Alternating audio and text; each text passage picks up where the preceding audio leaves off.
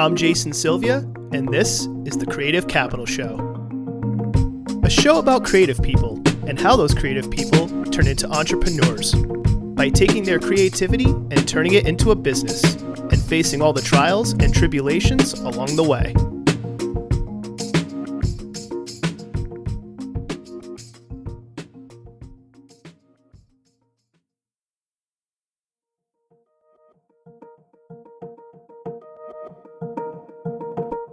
Marketing. When you think about the word, what comes to mind? For some, it's the romanticized world of the TV show Mad Men. For others, it's the groundbreaking work that Wyden and Kennedy have done for Nike over the years. Or maybe you're like the late great comedian Bill Hicks and you think, marketers are the spawn of Satan. And if you thought that, I don't think anyone would blame you. Go on any social media platform today and there is an endless sea of objectively horrible content that serves no purpose and helps absolutely nobody, especially the brands that put out said content. Thankfully, there are people who want to change all that, and one of those people is Steven Burkhart. Steven is the owner and founder of the Arizona-based Burkhart Creative Agency, an agency that provides its clients with creative services along with tactical marketing strategies, all in an effort to get their clients noticed. Steven brings a wealth of knowledge to our conversation that covers topics such as why content marketing has a negative image, how to have your brand come off as genuine and not tone deaf, why brands should never steal from creatives, how marketers today are playing with fire, and why school, along with working in a creative hub, are still important, just not in the way you think. And it all started at a church. Enjoy.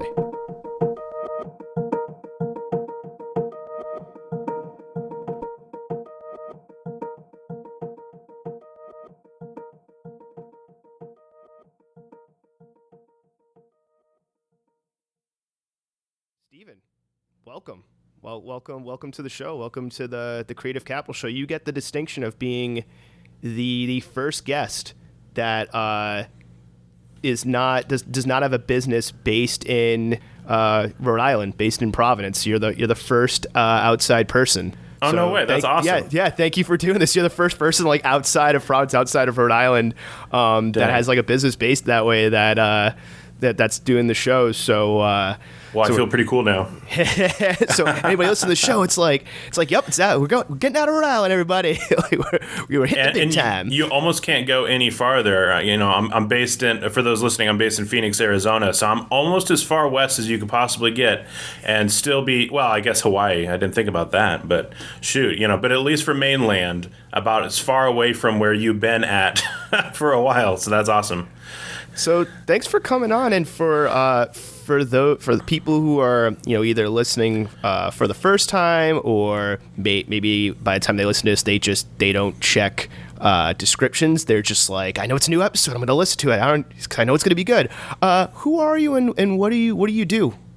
Well, my name is Steven Burkhart, and primarily right now I am the owner of Burkhart Creative Agency, and we are a video first agency out in Phoenix, Arizona, like I mentioned before. And so that's really our wheelhouse. And so basically I ended up already been working in video in the wedding industry, and began to just continue to see both the number of platforms using video grow and their functionality in using it grow as well, right? So then you had Instagram, but then they added stories, and they added reels, and like all kinds of stuff. Like even photo first platforms were continuing to expand their video. And so I was like, dude, video is going to be the future of businesses, and I want to be a part of that future.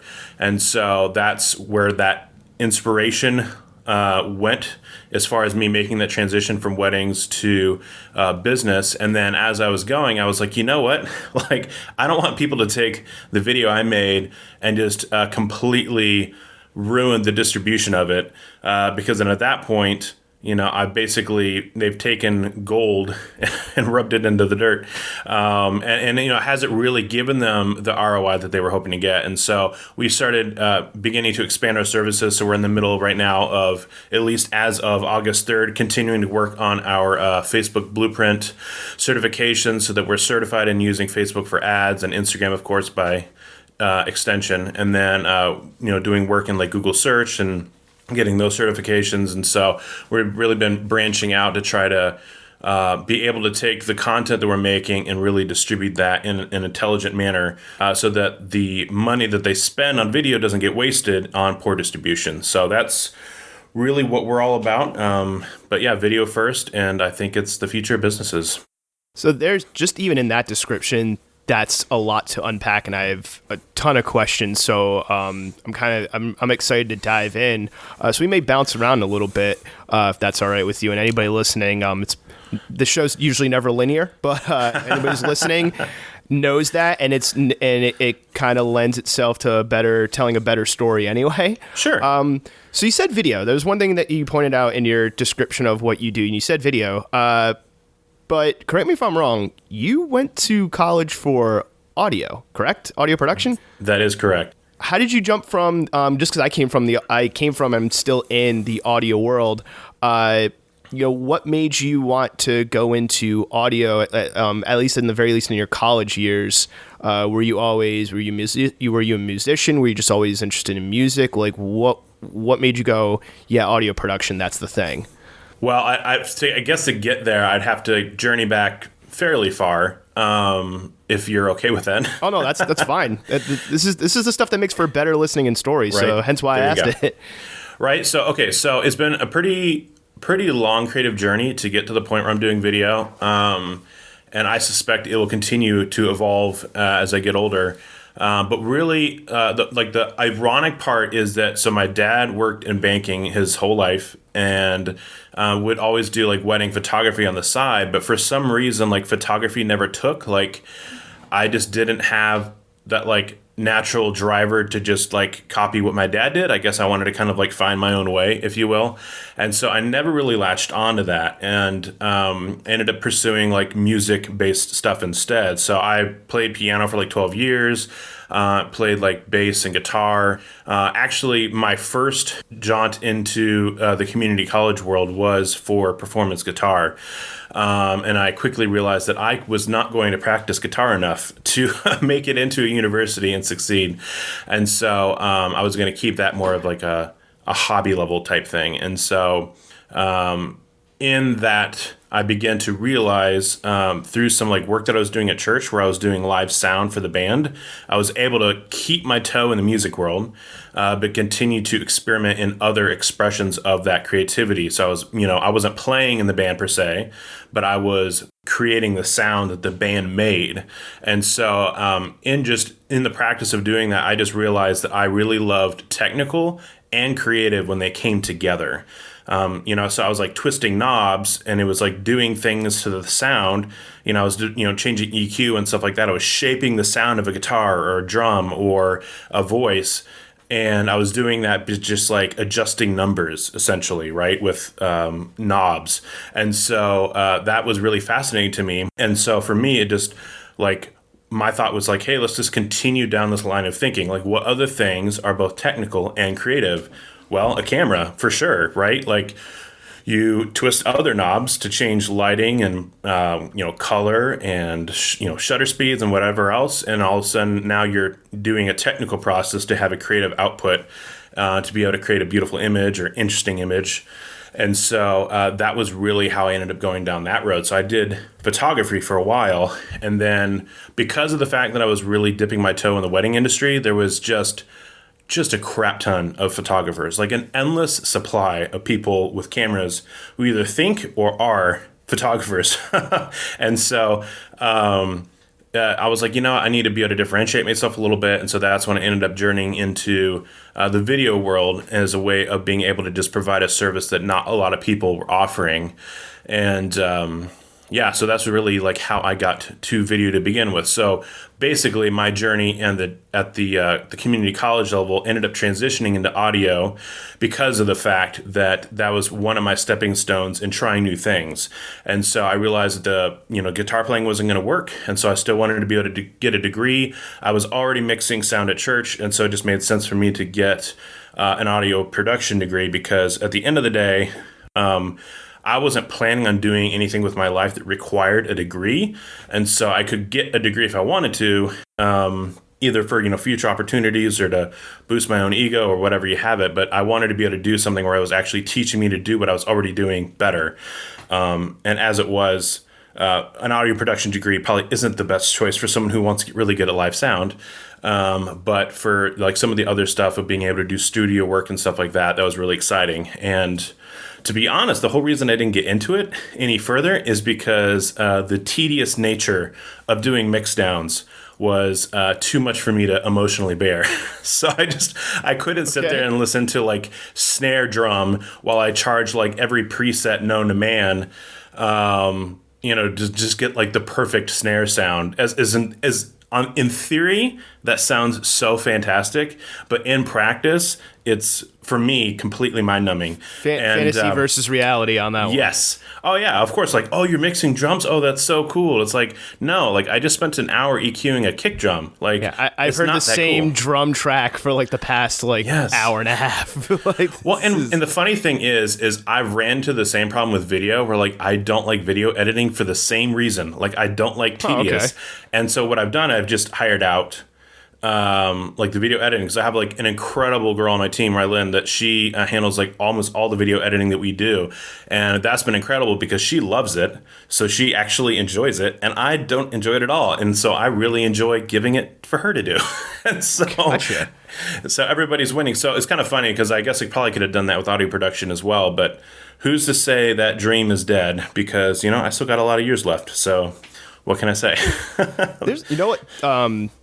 There are a couple of things I want to touch on from there. One, since we're on the subject of school, and anybody who's heard a previous episode, I've brought this up, and I definitely want to get your opinion on it.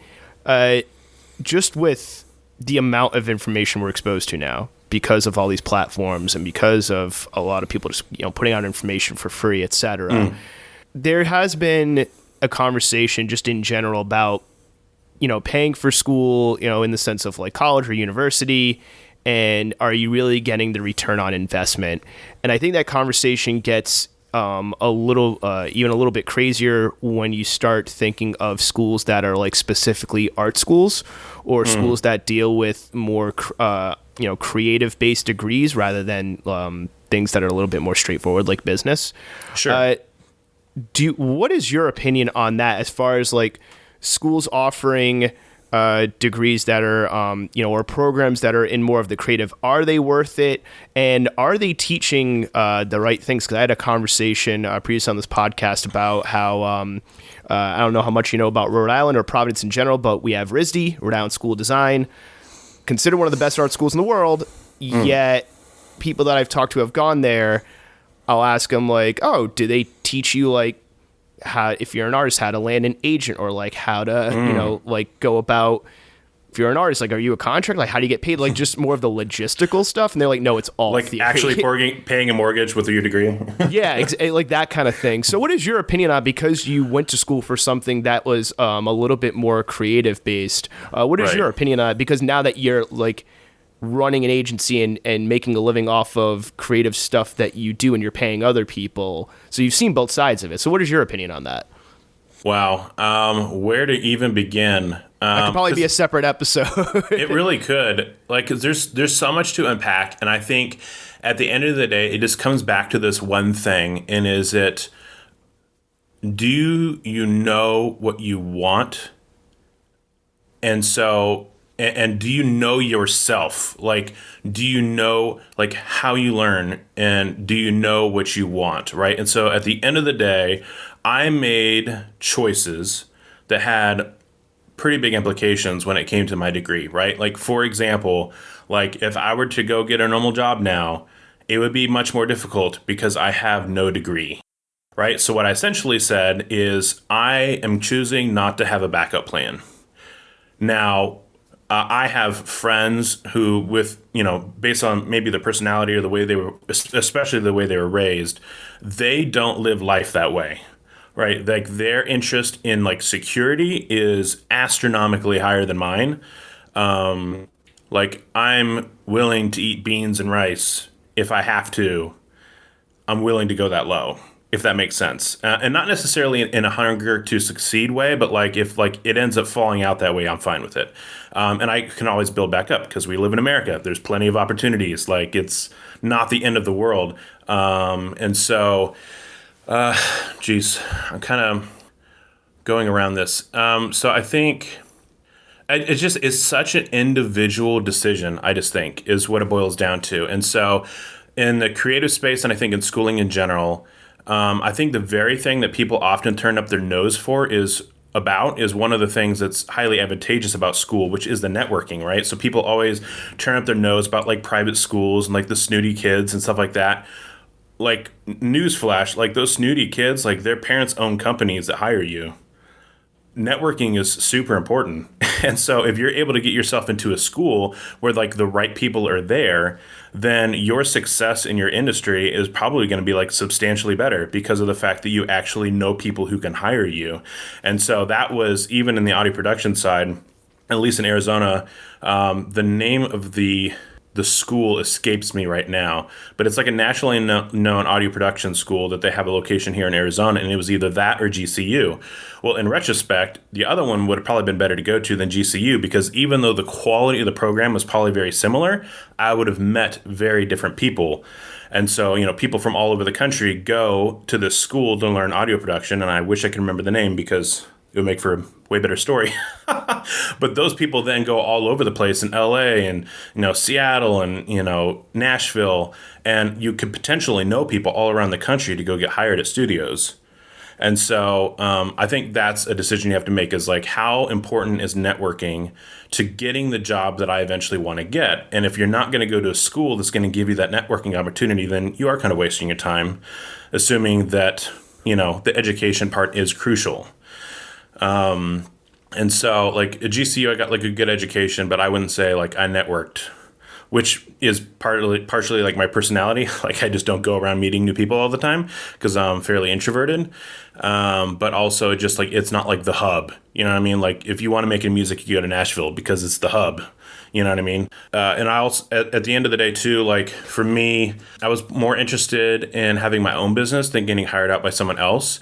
And so the validation that a degree brings wouldn't have been as advantageous to me because at the end of the day, I didn't really have to impress anyone with the degree. I had to impress people with my quality of work, which is actually harder. And so I think that's part of it is who do you need to impress? If you need to impress someone to hire you, probably would consider getting a degree. If not, and it'd probably be best to just like spend some time in the wood shop, making sure that your craft is like top notch.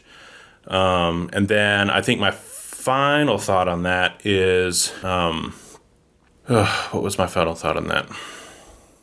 I don't know. It might come to me, but yeah. So I guess it's just a highly personal thing. There's like the difficulty, right? Like I feel like doing it on your own is just like way harder. And I kind of chose that path on purpose. And so it kind of just depends on like how much crap you want to eat on your way up. And so I feel like having a degree would probably help with a lot of those things. But I don't know. I enjoy getting paid to learn. So like I do work for people. It's excellent work, but I'm getting paid, and then I'm learning as I go. Right? When school, you're paying someone to learn, and so I much prefer to be paid to learn. So that's just me. And so I think So I think it's just a highly personal decision. Do you need to get hired by someone else, or do you plan on working by yourself? Are you going to need that validation, and are you going to meet the right people? And how hard do you want to work? And how well are you at self-learning? Like, I'm great at teaching myself things. Like, I can spend hours on YouTube learning things. It's literally how I know to do everything I know how to do. Like, I didn't go to school for video. I watched a lot of YouTube videos and practiced and failed and learned. And so if you're not going to sit down and teach yourself stuff, then you should probably have someone teach you, because if you just realize that that's not like a level of discipline you have, like that's kind of a self-awareness thing, or like if you're not going to have the discipline to teach yourself, you should probably like have someone else force you to learn. That last part, actually, that discipline of like, hey, the information's out there, but you need to have the discipline to like go out there and find it and teach yourself. Because I want to point out that, and then your comment about like, hey, if you want to make it in music, go to Nashville, networking, etc. Do you think that has changed in the sense of now, especially like we're living in a post, not post-COVID that it's gone away, but where like COVID has happened. So I feel like there's like the world before this happened and like the world after this has happened. And because this has happened, a lot of people are working remotely, things of that nature. But even before that, with like all these platforms and the internet and everybody being connected, do you still think that you have to go to these hubs, like that it's a necessity, or have the barriers of entry, depending on the industry you work in, have gone down in such a way where it's like you can now make the hub wherever you're at? If you have the, and I'm guessing maybe if you have the discipline to be willing to be online to like share content and network. I know in person versus online is two different things. Yeah. But what do you think about that? Like if somebody has the discipline, do they have to go to the hub, or it's like, oh no, like you don't have to go to New York to be a fashion brand anymore. Like you don't have to go to Nashville to like necessarily get a recording, like put out there into the world. Like what are your thoughts and opinions on that, as far as are hubs as important now as they were before? Right. Well, I'm not an expert in this particular area, and so I can't say with like any real conviction of my own, but I can speak to what I've heard. So, or at least some mixture of my own convictions on it, and then things I've heard. Right. So, like I just got done probably 4 weeks ago talking to a girl, and it's a girl-guy duo who's a musician. And they live in Arizona, and they ended up moving out to LA to meet people. And so they ended up putting out a sizable chunk of money to like buy some time with a producer and essentially, purchase him and all his relationships that he has in that specific area, and was able to put together like some pretty great video work for like music video and production for their tracks. And so for them, moving out to LA was a really big deal, to be able to be around those people. And so, for them, it was really important, and it's been really good for them. I know plenty of people who obviously don't have that. And I think it goes back to like whether or not you're doing your own thing, you're doing your thing with someone else. I mean, like, do you need to meet and rub shoulders with someone in the industry because you're looking for their help? Well, then I'd probably be where they're at. You know what I mean? If you don't, like for your fashion brand thing, like if you're looking to get hired by Vogue, I would probably hang out with some Vogue people and go to their events and like meet, the marketing people and the designers, and like eventually get your name out there. Because, these places are, I would assuming, hosting some sort of events where you have the opportunity to meet people. But if you're doing your own fashion thing, do you need to be in New York? Absolutely not, because your model's direct to consumer. Like, so what good is it to go to New York other than maybe just like shaking a lot of people's hands or something? Which I was in New York, so people are shaking hands. People aren't acting like everyone's like a walking death or anything. I don't know. It's a mixed bag, because for me, like, I guess on like, because I was talking about like tactically and then like conviction wise for me, it's like, it's always about like trying my best not to make excuses. So for me, it's like, okay, you have the internet. You can literally contact like almost anyone between Twitter, Instagram, and LinkedIn. And so if you're trying to use the excuse of like, I'm not meeting the right people because I'm not in the right place, like you're kind of lying to yourself, because you can meet them. Like you literally can. You can go on Twitter and send them a message. They may not respond, but they also could blow you off at a burger shop. So like, what's the difference? And that's not to say that you can't have more opportunity by being at the right places either. Right. And so I feel like either way, if you're trying to make an excuse like, oh, if I was only there, I'd be successful. Like that's probably not true. And there's probably plenty of people who've been plenty successful not being there. But is there an advantage to being there? I think absolutely. And I mean, like, there was a creative agency owner I was talking to a long time ago, much bigger than mine, but has also been around for like forever here in Arizona. And they ended up developing a relationship with some of the marketing directors for a casino that's out here. And like, they just literally went to every single like event and like whatever that casino was like sponsoring or doing they were out there shaking their hands, meeting them, saying hello, building relationships. And I think that's something that really can't be done online per se, or at least to the same level. I mean, you know, I'm sure you've met people where in person, like, it's just a totally different vibe. And I think if you're missing the energy, you're always missing something. And so be able to have the opportunity to meet people in person, I think is always going to be better. But that doesn't mean the alternative doesn't work.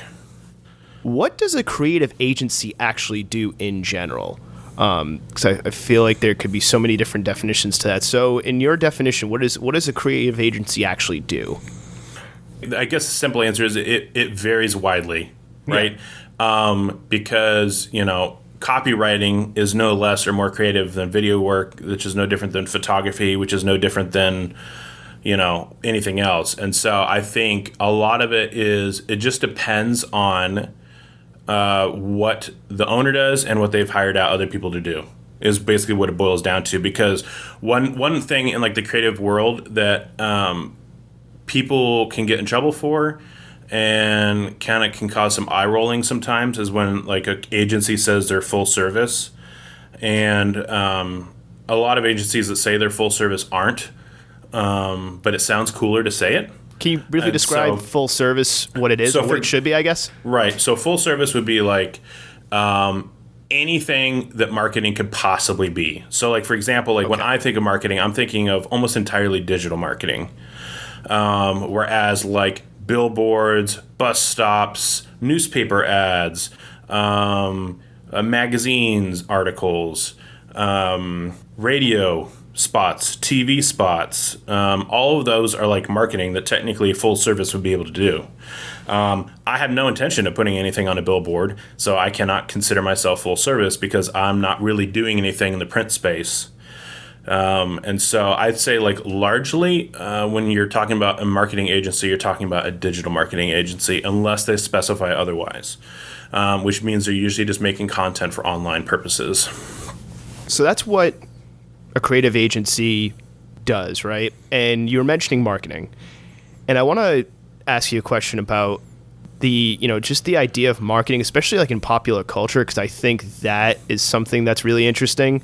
Because on the one hand, I've seen documentaries like Art and Copy.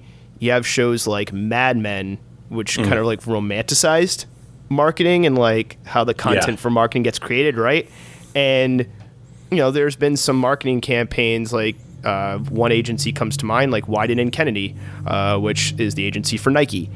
And they created like legendary campaigns, right? Like the Just Do It, or like when Coca-Cola had like to buy the world Coke. So they're like campaigns that have like an image in your mind or nostalgia or evoke like very positive, connotations to marketing and content for marketing.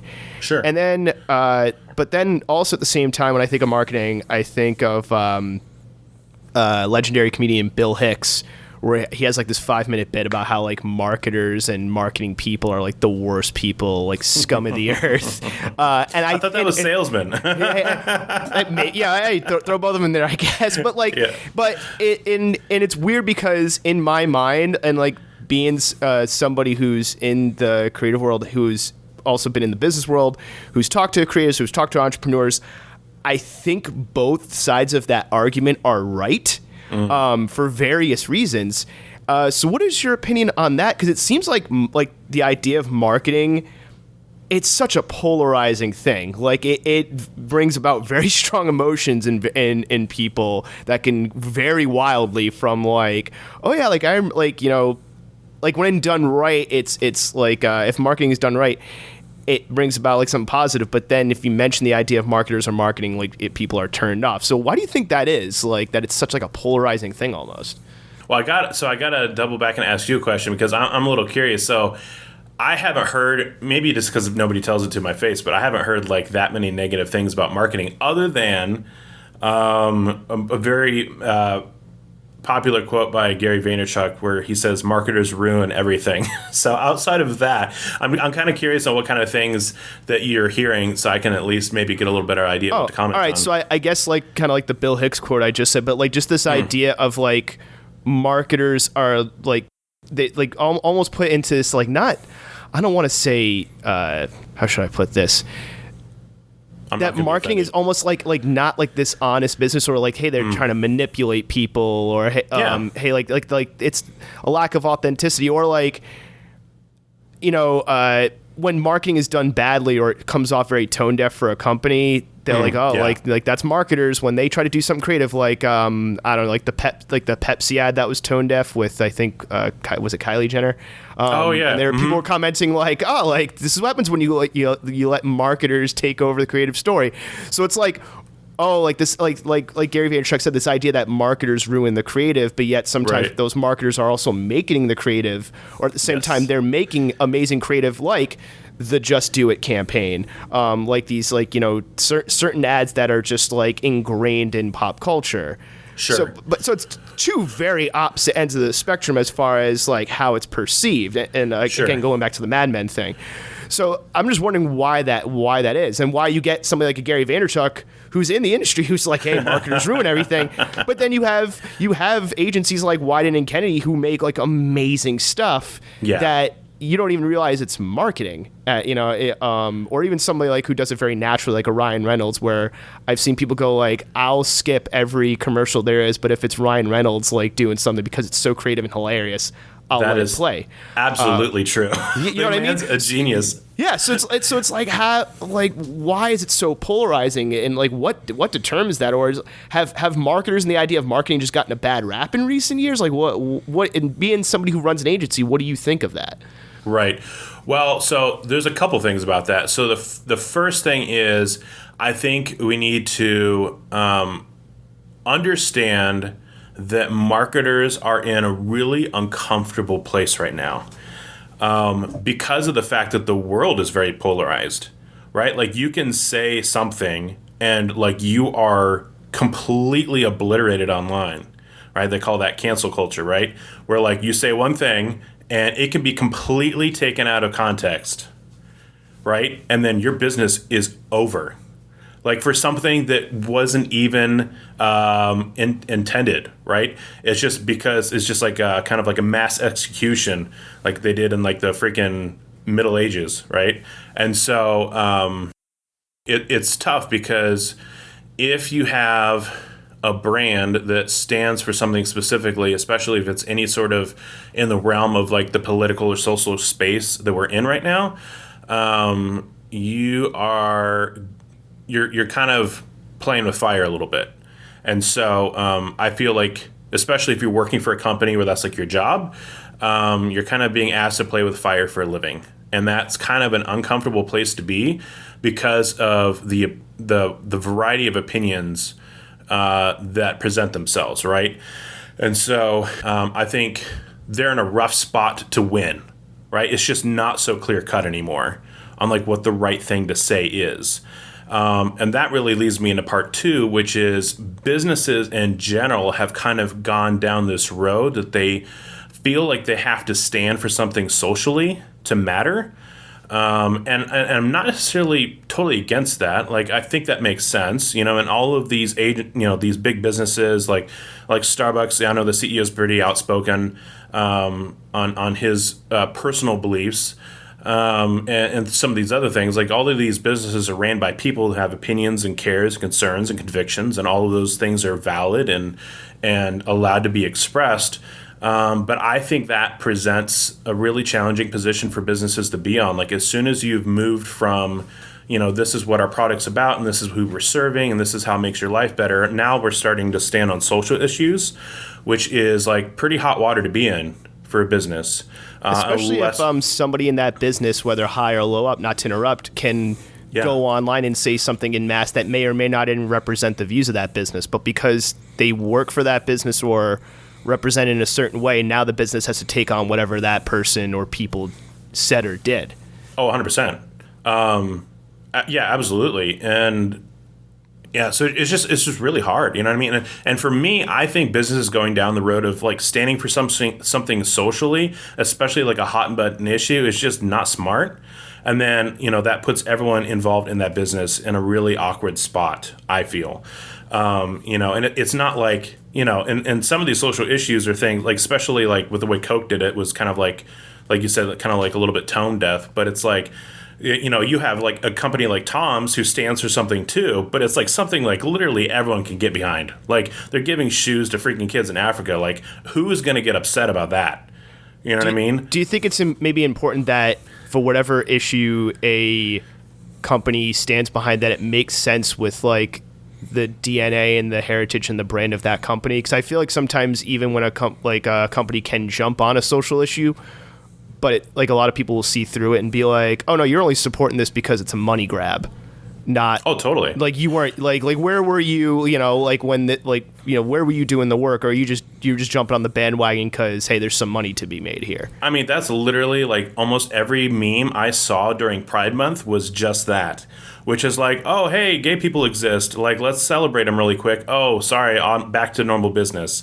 And it was just like the whole thing wasn't like it wasn't admirable anymore to be a part of that. It was like, oh, you're just doing this because this is a marketing move during Pride Month.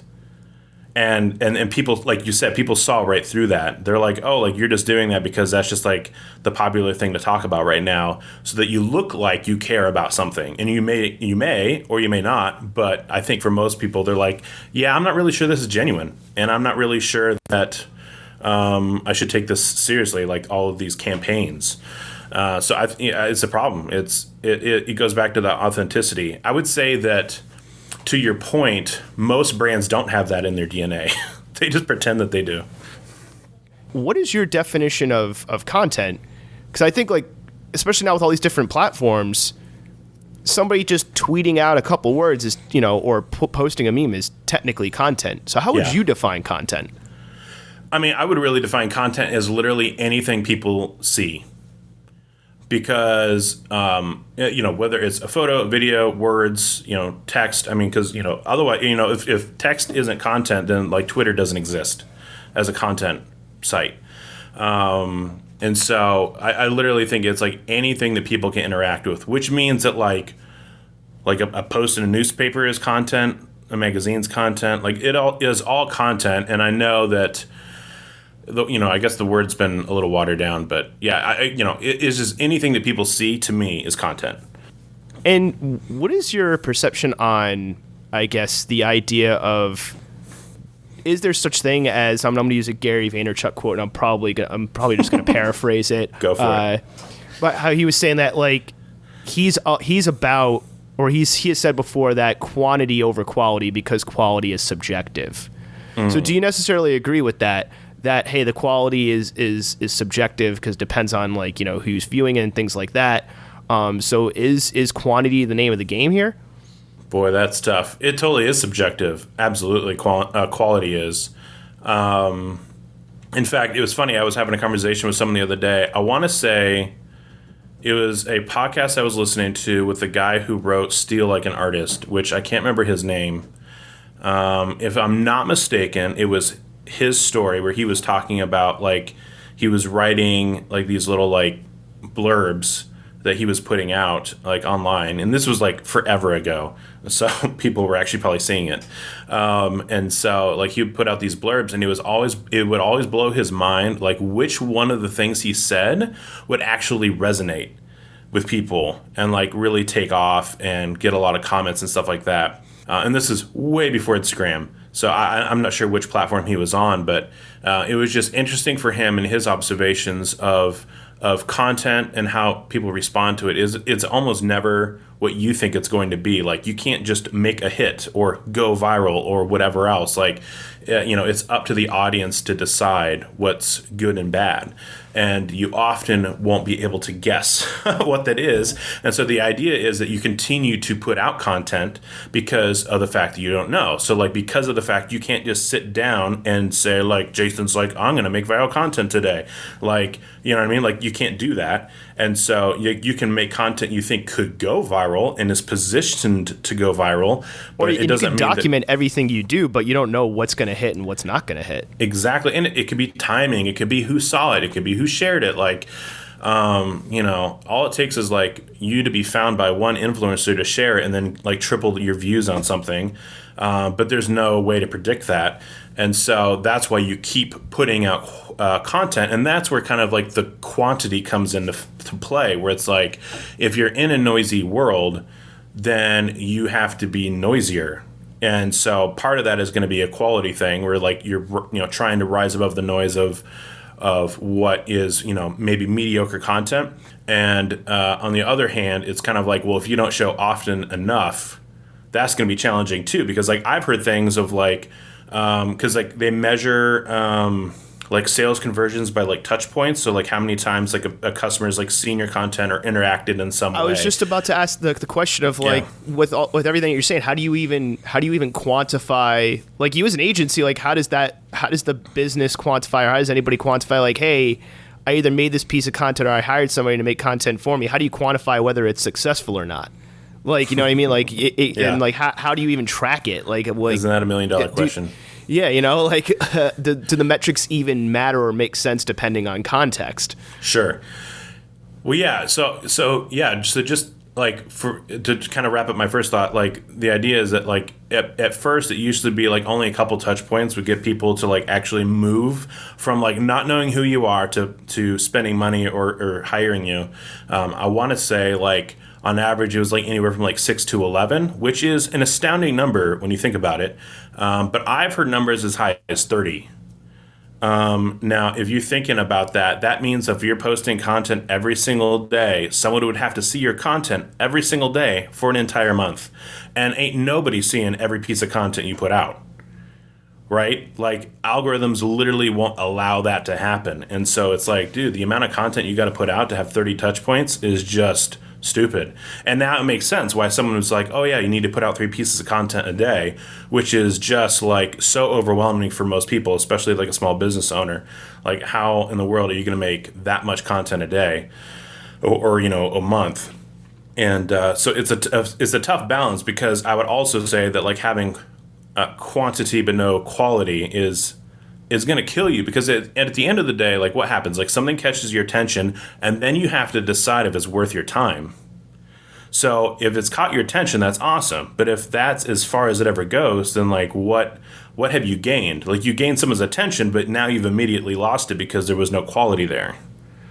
So like, so there's like, it's like a balancing act, I think, of like quality versus quantity. And like, can you make a quantity of something and not compromise too much on the quality, because you want to obviously retain the people who find you, and you're not going to retain them if your content's garbage.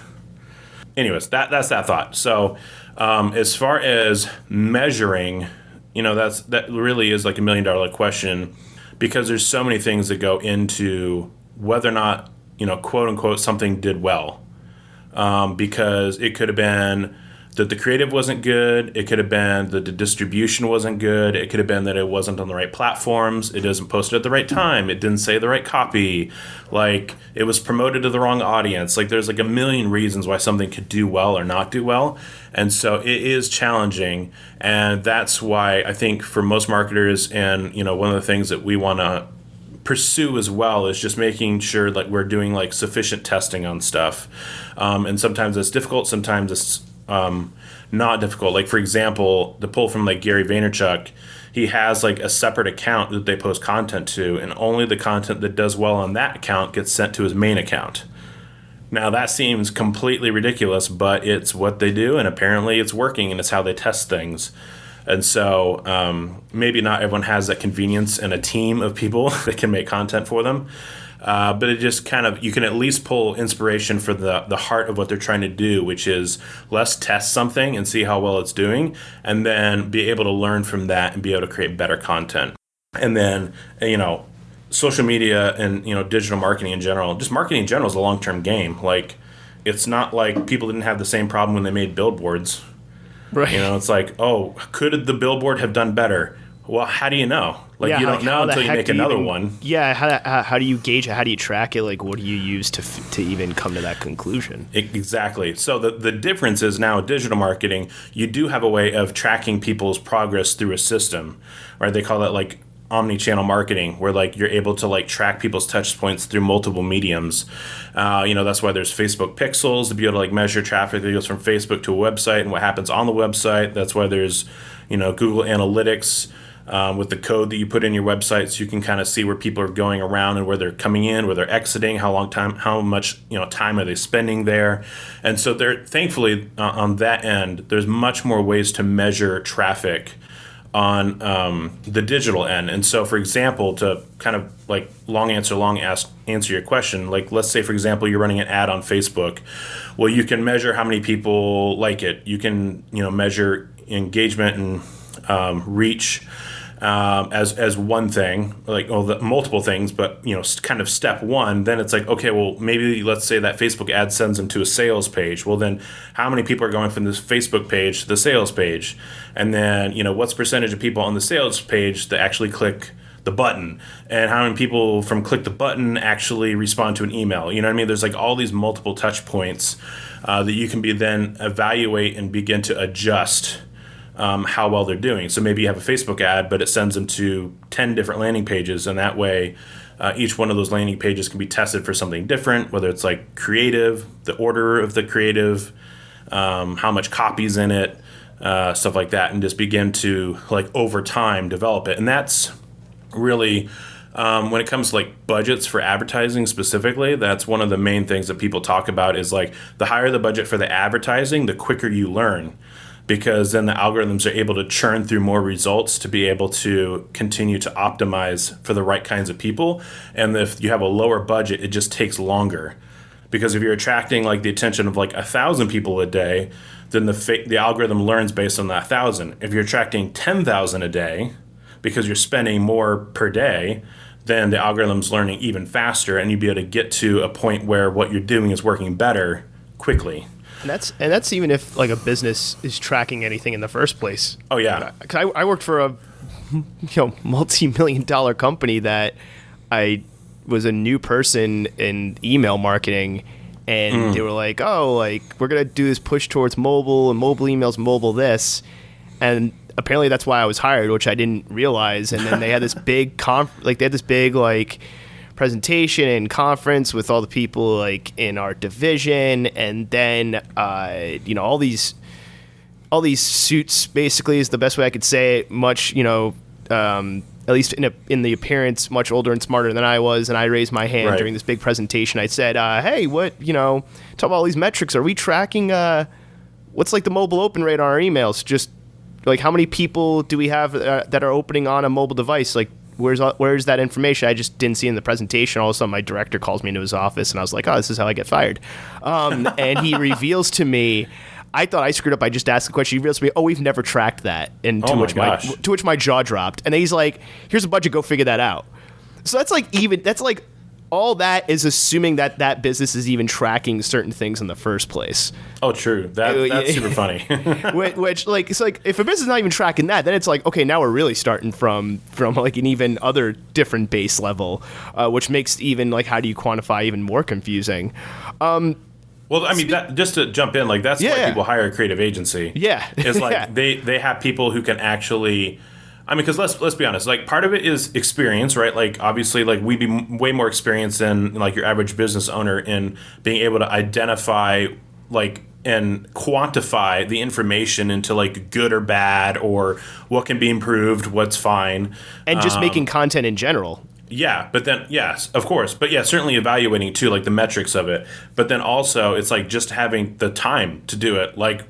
Business owners are running a freaking business, or a marketing director is running a team of people doing things. Like they don't necessarily, like if they're hiring out an agency to supplement their team, like they don't necessarily have time to do all those things on their own. That's why they're hiring you. And so that's one of the advantages to having a creative agency is to be able to have someone who can actually like look at the metrics that you're getting back from the content and be able to make like educated decisions on what needs to be changed to improve all of that. Because the idea of Like the whole idea of marketing is to basically spend as little amount of money to make as much money as possible. So like anything that you can optimize to do that better is very welcome and very makes people really happy, because if you can make $5 to make $1,000, or you can spend $1 to make $1,000, what do you think people are going to choose? So that's the goal.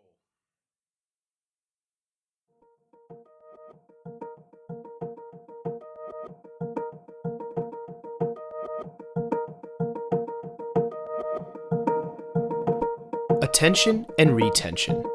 Two very important aspects when it comes to content and business. You can have the best product, service, artwork, etc. in the world, but if you can't get anyone's attention, then no one will know you exist. At the same time, just getting someone's attention is one thing. Having a compelling reason for them to engage with your work and come back for more is another. And if you don't have that compelling reason, well then, you just wasted their time. What gets people's attention? What keeps them as a customer? Well, that's different for everyone, but you won't know until you try and see what works.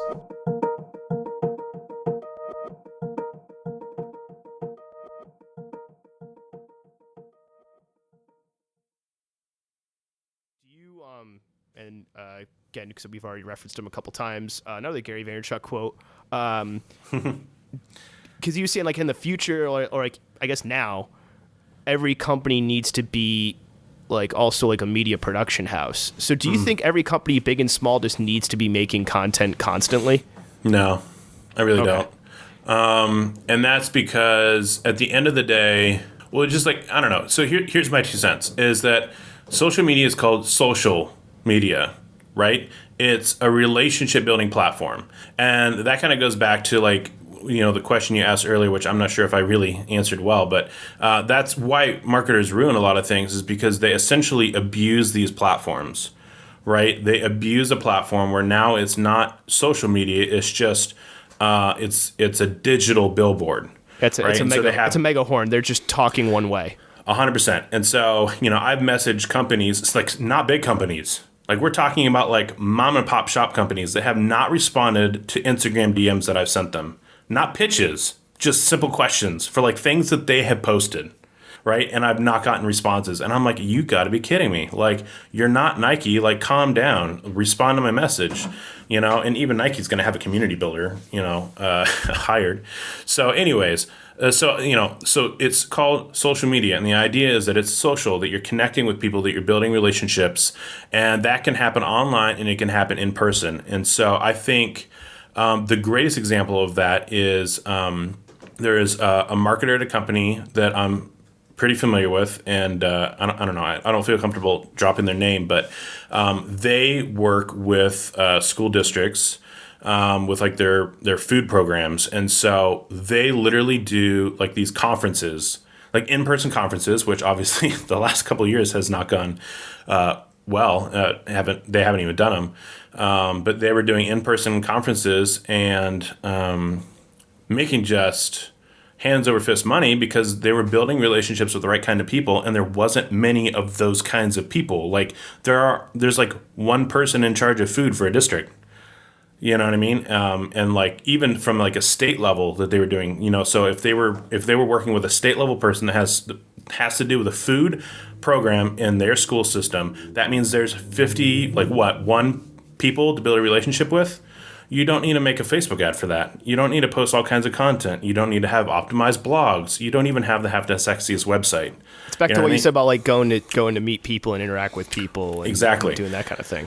And that can totally happen digitally, right? But you just had to be, I guess this is part of the awareness of like knowing whether or not, let me back up.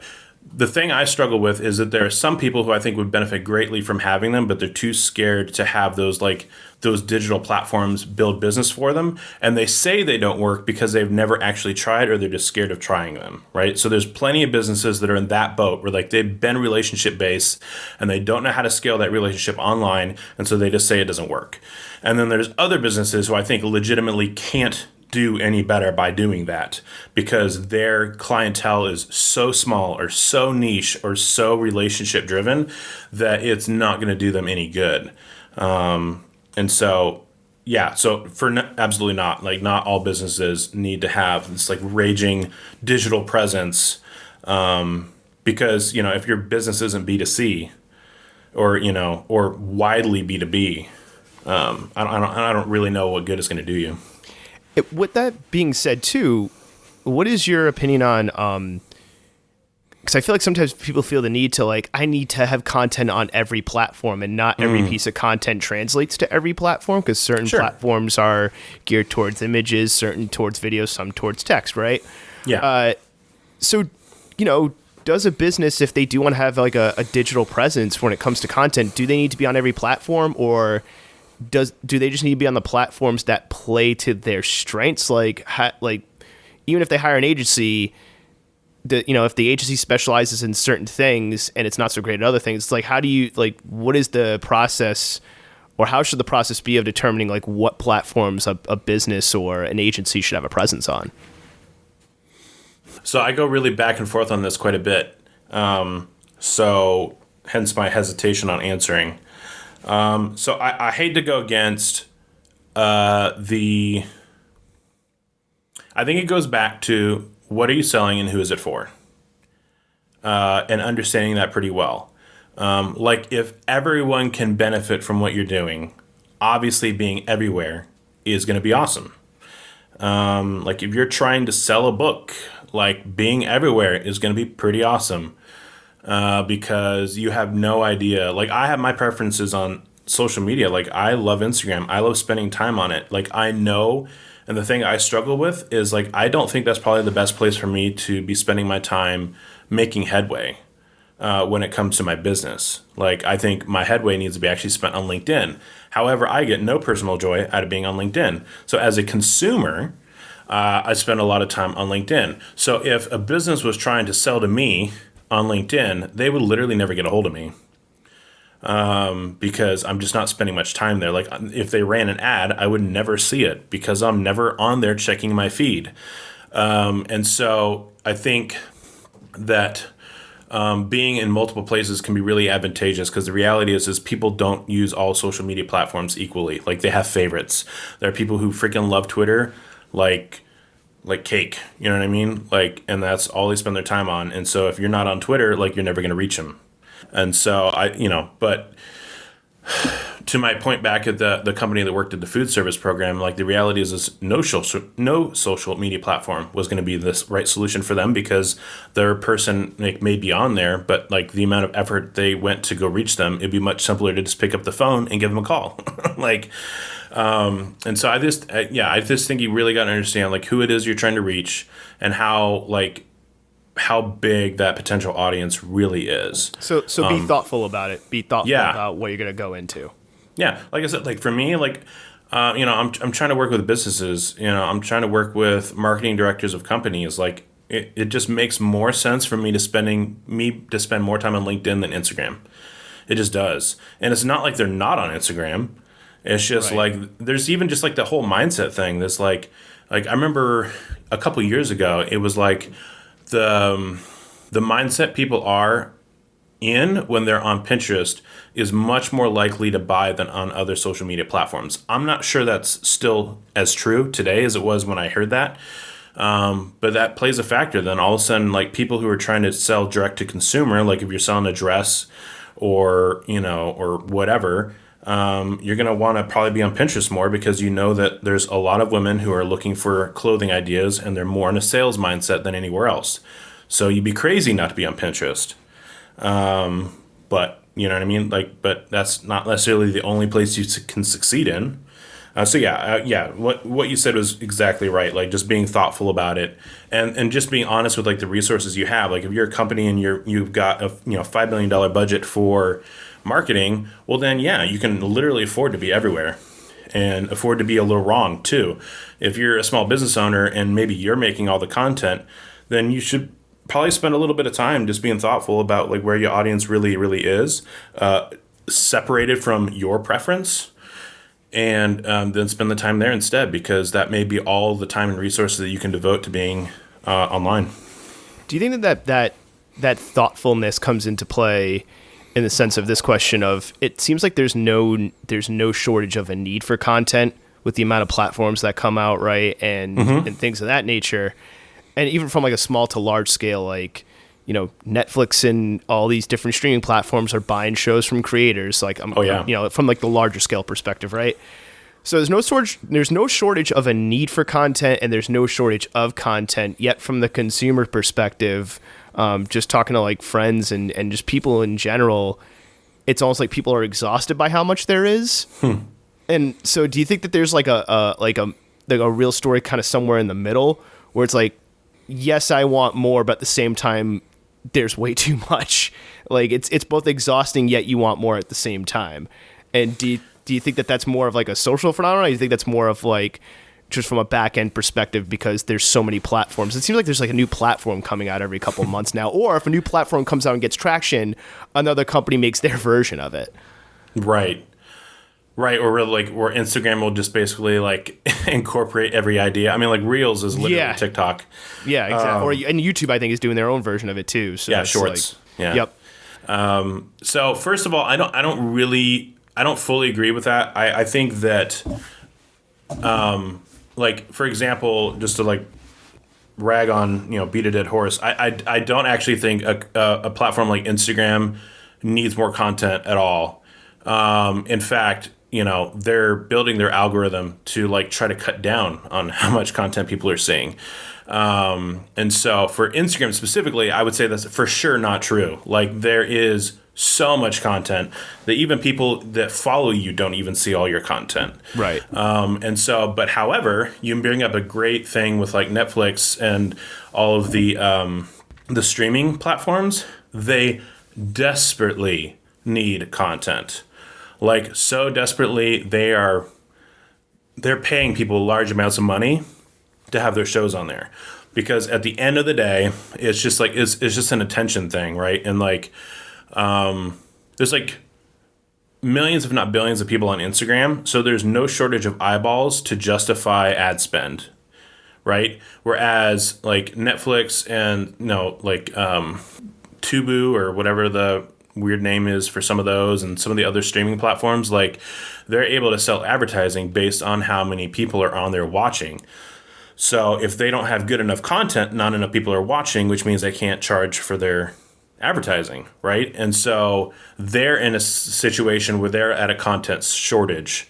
So I think it totally depends on where you're at. Even to go back to LinkedIn, I think there was like a stat I read like probably just a couple of years ago that like it was like I want to say it was like less than a quarter of the people on LinkedIn were making content, which is unbelievable. Like, it's like, that's a platform that probably doesn't have a shortage of a need for content, I guess. Well, no, actually, that would be one where it would have one, right? So, like, Instagram has so much content they're cutting down. LinkedIn only has a quarter of the people on it actually making content. Yeah, like, that's what I'm saying. Like, LinkedIn, it's like, there's a need there if no one's making it, right? Exactly. Which means that there's a hole for your business to be able to make content and actually get it seen, because you're not competing with as many people. So there's an opportunity there. And that goes back to the whole thing of marketers ruin everything, is at the end of the day, like, everyone's talking about LinkedIn, which means everyone's going to show up there and everyone's going to be a gold rush, and then it's going to be the same people thing. Are going to get exhausted, and then it's like, okay, move on to the next thing, where it's like, oh, there's not much here. Let's flood it. Exactly. And I think that it just goes back to kind of the treadmill that everyone's running on now, which is that by not staying kind of bleeding edge, you're essentially missing like shooting fish in a barrel. Like, you're missing getting that open real estate. Exactly, right? So there's like a window of time for every platform where they're going to want to open up the floodgates because they want as many people on their platform as possible. And then there's going to hit a point where there's so many people making so much content that it begins to destroy the user experience, and then they begin to clamp down on it with algorithms. And so, like, if you to use Instagram as an example again, like, if you had, I don't know how long you've been on Instagram, but at one point, like, you could flood Instagram with content and people would see every single one of the pieces of content in the order that you posted them. Because like there was no restrictions on that, and then eventually they did restrict it, and I remember it was a sad day for a lot of people because the shooting fish in a barrel was over. Like, you can't just post content anymore and get it seen for sure. And so there was a period of time where you could do that. And so the people who did massively grew their following, like disgusting amounts. Right. And they were able to then leverage that content into other places, like new emerging platforms. And so that's like, I was pretty early to TikTok, but I was also like pretty late when it came down to it. I was on it early for a business, but late for like a person. And Gotcha. so a lot of those floodgates weren't quite as open too when I started posting, and I feel that. So sorry. No, I'm just just to wrap it up, just basically the idea of that, like your really big opportunities when it comes to these emerging social media platforms is at the very, very beginning, when there's really no like viable reason to be there. That's when the algorithm's wide open and you have that window to at least try it and see if it's a good place to be, because it just gets harder and harder and harder and harder to make it. If you're showing up to YouTube now is truly challenging. Right. Speaking of businesses versus people and showing up to platforms, and this is going to be like the last of, I guess, like the more general questions, because I do want to get into your specific business and what you do in your journey. And I actually had a previous guest of the show who got their content. Their content was used by a larger business without permission. And I believe that was the Brittany Taylor episode. So Brittany, if you're out there, hopefully you're listening to more episodes, and hopefully you don't mind me using that little tidbit of information. Right. And it's not an uncommon thing, especially because there is so much, depending on the platform, there is either so much content or a need for a lot of content. I think the more, how should I put this, a more like a big headline that has been, at least in the news of like the creative world, is legendary graffiti artist in general, Futura 2000. He's going to court with the North Face because they have a line called Future Light, and they use this Atom logo that's hand drawn, and like that's been part of his motif since like the early to mid 80s, I believe. And oh wow. So he's saying them in the court, and now North Face is like, no, like that Atom drawing and the way you draw it is not your intellectual property, even though like he's known for that. So it's like, it's getting nasty. So what can, if you're a person on a platform, like you said, like, oh, I was late to TikTok as a person. So if you're a person on a platform who has created content, gotten a following, and then you find that your business is using your content, what you made, and hasn't asked for permission, or sometimes I'll have a conversation like, hey, we want to use to promote this product, and then like you're either not getting paid, or they manipulate the content you made in a way that you didn't foresee. Like, how could people, creatives and individuals, protect themselves, or is there any way to protect yourself from that, or is it more of like, it's not a moment of if, it's a moment of when? How do you, like, what can you do? And has that ever happened to you? Like, anything you made has been taken out of context and used in a way where you're like, we never worked with this business. What the hell's going on? No, I've never had that happen. I can't imagine it not ever happening.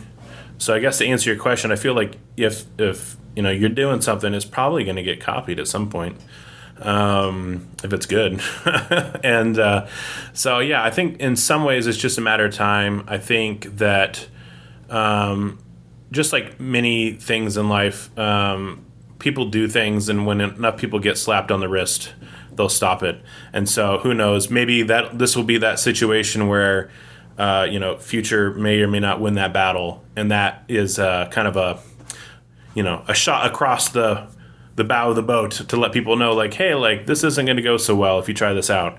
And maybe that'll be enough of a slap on the wrist on the industry to respect people's stuff. But that's just so tough. I just feel like what North Face did was kind of a stupid move, because it, in no way, shape, or form does that make them look like a nice company. And what's even crazier is that same artist has worked with other like companies that are similar to the North Face. Like, he did a collection with Futura did a collection with Burton a couple years back, using that kind of like hand style and stuff like that. So it's not like this is a business like a business in an industry that like that artist has never even worked in. It's like, no, like he's worked with some of your could be considered competitors. Right. So which it makes it even look even worse. It's like, oh, really? Like, and there were people who thought it was a legit collaboration. He had to come out and say no, and then when he went to court, like their response just made it look even like you said, made it look even worse when they were like, oh, he has no rights to like claim any of this. And it's like, have you followed this guy's work like at all? Like, right. He's and he's been around for a long time. It's not like he's a new artist. He's been around since the late 70s, early 80s. So and he's a pretty well known guy in like all these different types of fields when it comes to content and putting things out. So right, yeah. Well, that's tough. I mean, I haven't personally seen the artwork to like give it my own 2 cents. As far as like how close I feel it is to the same, but yeah, it's just like from a PR perspective, it just kind of makes like North Face look like a douche. You know what I mean? Like why did you have no other creative ideas that like you couldn't have just like skirted around that one a little bit? Like why why didn't you just come up with a different idea? Yeah, and the product and the product line's called Future Light, which didn't help them out at all. Oh yeah, no, that's just retarded. Someone was an idiot. Is what it boils down to. Okay, really, North Face, like very similar product name, similar logo to something that's been done before in a really certain style. It's just, and I wanted to ask that just because as somebody who puts out content and where there's one thing where things look similar and there's another thing where it's like outright stealing, and you hear about like a bigger company just taking it, like, or even using a photograph in a campaign. It's like, and the photographer's like, like in the case of my guest, Brittany, like, oh, like, yeah, you took that from me and I never gave you authorization to do it. Yeah. And then, it can, and the response can vary, and sometimes companies don't even care. So it's like, what can you do as a creative or somebody putting out content? Yeah. I don't know if there's anything like you can do, I mean, outside of like literally just hiring a lawyer. Right. To do that. But I mean, like realistically, to the best of my knowledge, almost every artist has given away the right to things like by literally posting them on any social media platform. Like, as far as I understand it, all the small print in the Instagram and Facebooks and all those other things say that like they're at liberty to like use those for whatever they want. And so I feel like sometimes there's like this illusion the people's stuff is their own, but then they've given away that right by posting. And so that doesn't necessarily mean that like North Face had any right to post anything. And clearly that was just like a really stupid move from like any normal human being's perspective.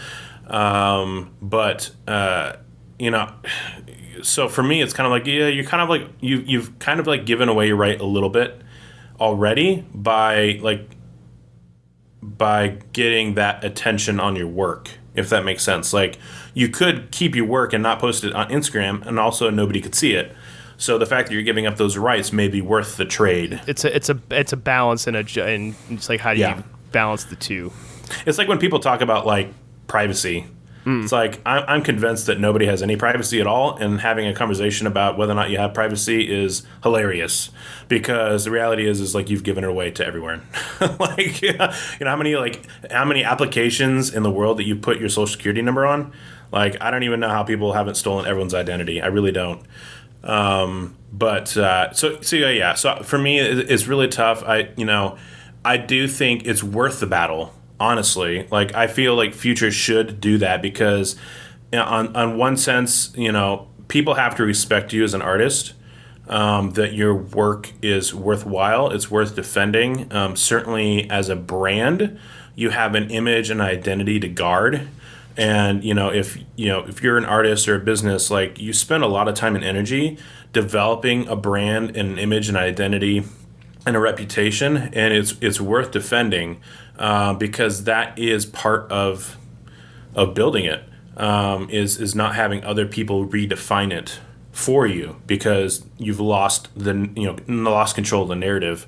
And so when someone goes and steals your work, they're doing more than just stealing from you. They're beginning to like color your brand in a way that you probably would not appreciate, because now they're beginning to speak into the identity of your brand, or you as an artist, which I would also kind of consider a brand. And and that can destroy you long term, and obviously that's not good either. And so I do think Future should sue. I think every artist should be willing to defend their work and take it back, because it, like I said, it's more than just stealing. It's beginning to allow other people to begin shape the impressions of your brand, and even like letting somebody else tell your story rather than you telling your story. Mm-hmm. Yeah, and so like from a photography perspective, like I've kind of already thought through this a little bit because of being in the wedding industry. You'll have people who are trying to be on a budget, and they'll want to be like, oh, like, can you shoot the photos and I'll edit them? And it's kind of like, on the surface, that makes sense, because you're like, well, like, I'd love to have the work. Like, I'm still going to be shooting. It's still going to be my work. But at the end of the day, it's also kind of not your work, because someone else is going to edit your photos. They could look like complete garbage, and then they post them, and then they tag you in them. And so now, like, the quality of work gets called into question because you've allowed other people to shape how other people see your business. By editing the photos. And so it's a huge risk when a creative gives other people creative control, which is essentially what's happening with North Face. Is there, he's, if he doesn't fight and win, he's given North Face the ability to creatively control his brand. So speaking of building things and building things up, what made you decide that you wanted to start your own creative agency? Like what was that? Was that like more of like an aha moment, or was it just something that like was simmering over time and like then it just boiled over? Probably more simmer. For me, like I like to be in control. Is what it boils down to. And not because I think I have the best ideas in the world or anything like that. It's just like I like to be in charge of creating the solutions to things. And so, I had, classic tale. You work for someone and you enjoy the work, but you don't like how the work gets done or how the management works or stuff like that, right? Like, I'm sure you've never heard anyone say that. But like for me, it was kind of like I want to be in control of creating an environment that's fun to work in, that's good for me, that gives me creative control, creative freedom, not only from like a quote unquote like creative side, but in the sense that like I like that I can wake up one day and decide to go work at a coffee shop and I don't have to ask anyone's permission. And like I could go to another state, I could do whatever the flip I want to do, and build my business wherever I want. And that freedom for me is intoxicating. And I know some people get some of those things, especially now, like not so much pre-COVID, but post-COVID, that's definitely much more the norm where people are allowed to work. But like I had a buddy that just started work for a company and he's a remote worker, and they like in no uncertain terms told him he needed to have a place of work. So like he still has an office. It's just his house, but they're expecting him to be there. They're not okay with him just like going and working in California for like a month. And so at the end of the day, someone's still calling the shots. And I don't enjoy that. And I didn't like asking for raises and money. Like, I wanted to be able to have, the work that I put into my quality of work, to define my pay. And so like if I wanted to get really good, I wanted to be able to charge really good. And if I sucked, then I was never going to make any money. And so for me to be able to be in control of some of those things as well and not be beholden to someone else's opinion of my work, from like a managerial standpoint, where they're looking to like pitch pennies and stuff like that, like some of my experiences in like the grocery industry were, I wanted to not have that. And so having my own agency was a way for me to be creatively in control and administratively in control, and but still be part of a team and still be a part of like being able to build a team that I could like trust and rely on and pass some of those responsibilities off to, so that they could have a chance to work for someone who cared about them and wanted to develop them and challenge them and grow them and actually give a crap about them and not treat them like a freaking cog in the wheel. Lot to unpack there, and I've got I've got some follow-up questions for that. So I'm glad I wrote some of these down.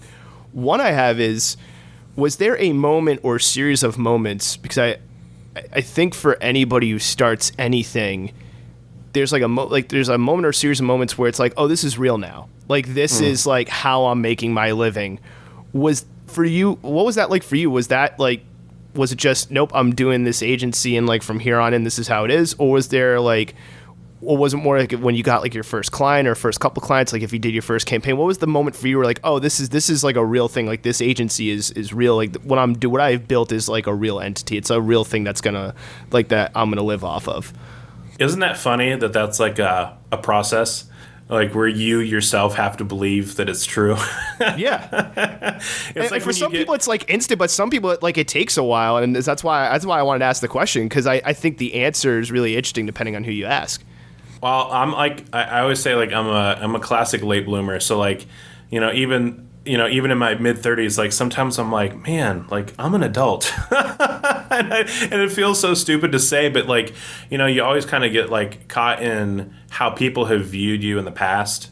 You know what I mean? And so, you get older, you get more mature, you get more learned, if you will, to use an old person word, and and then you forget that people don't necessarily see you how you see you, and so it's just kind of funny. It's like, oh, like I'm a 35-year-old dude with gray hair. Like people are gonna look and react to me differently now than 5-10 years ago. And so I feel like something similar like that happens in the business, where like you start out and you're doing things and it's like more like hobby, or you're just trying really hard and you're just sucking like so bad, especially like when you first start. Whether it's like you doing stuff on your own or whether you're doing stuff in school, like everyone starts kind of sucking at something and then you just get better, right? And so it's so funny because of the fact that you're always like learning and trying to break new ground, or at least I would hope someone is, with their craft and their business, you kind of like always are in this like figuring out the next thing mode, and you kind of can forget to like look up and see how far you've come. And I feel like oftentimes when I've not like lost perspective, but when I have not been able to take the time to celebrate how far I've come, is because I've been like just so busy learning and trying to grow that I haven't realized how far I came. Like, like have you ever gone like on a hike and you're so busy looking at your feet, and then all of a sudden like you look back and you're like up the half the side of the mountainside, and it's because you're looking at your feet to make sure you don't trip on rocks. Yeah, you're like, oh, when the heck did that happen? Exactly. And like all of a sudden you're like halfway up a mountain, and it's like, oh my gosh, this is crazy. Like I can't believe I came this far, or whatever. And so I feel like the same thing happens in business. And so I don't know if there's been any like real defining moment. I would say I definitely have one defining moment where like a client wrote me like probably the biggest check I've ever gotten doing business, and I'm like, holy crap, like this person just spent several $1,000s on me. Like they trust me to do something with this money that gives them X times return on that. Wow, what a responsibility. That's pretty wild. And so I definitely like those moments have been really defining moments, and realizing like, oh, like this is for real. Like people aren't just like giving me something to do because I'm giving them a good deal, or because they're just like going out on a limb or whatever else. Like they're legitimately giving me thousands of dollars because they legitimately trust me to make them thousands of dollars back. And what a humbling and weighty moment when you realize that like, hey, like there's like real responsibility that comes with this paycheck, and it's not just playing games anymore. So another thing you said before was that you started the agency because you like control. At the same time, though, earlier you were talking about how like I don't like the tedium of video editing, so you have somebody else do that. Yeah, and I think that's an interesting thing. I want to get some information from you on is.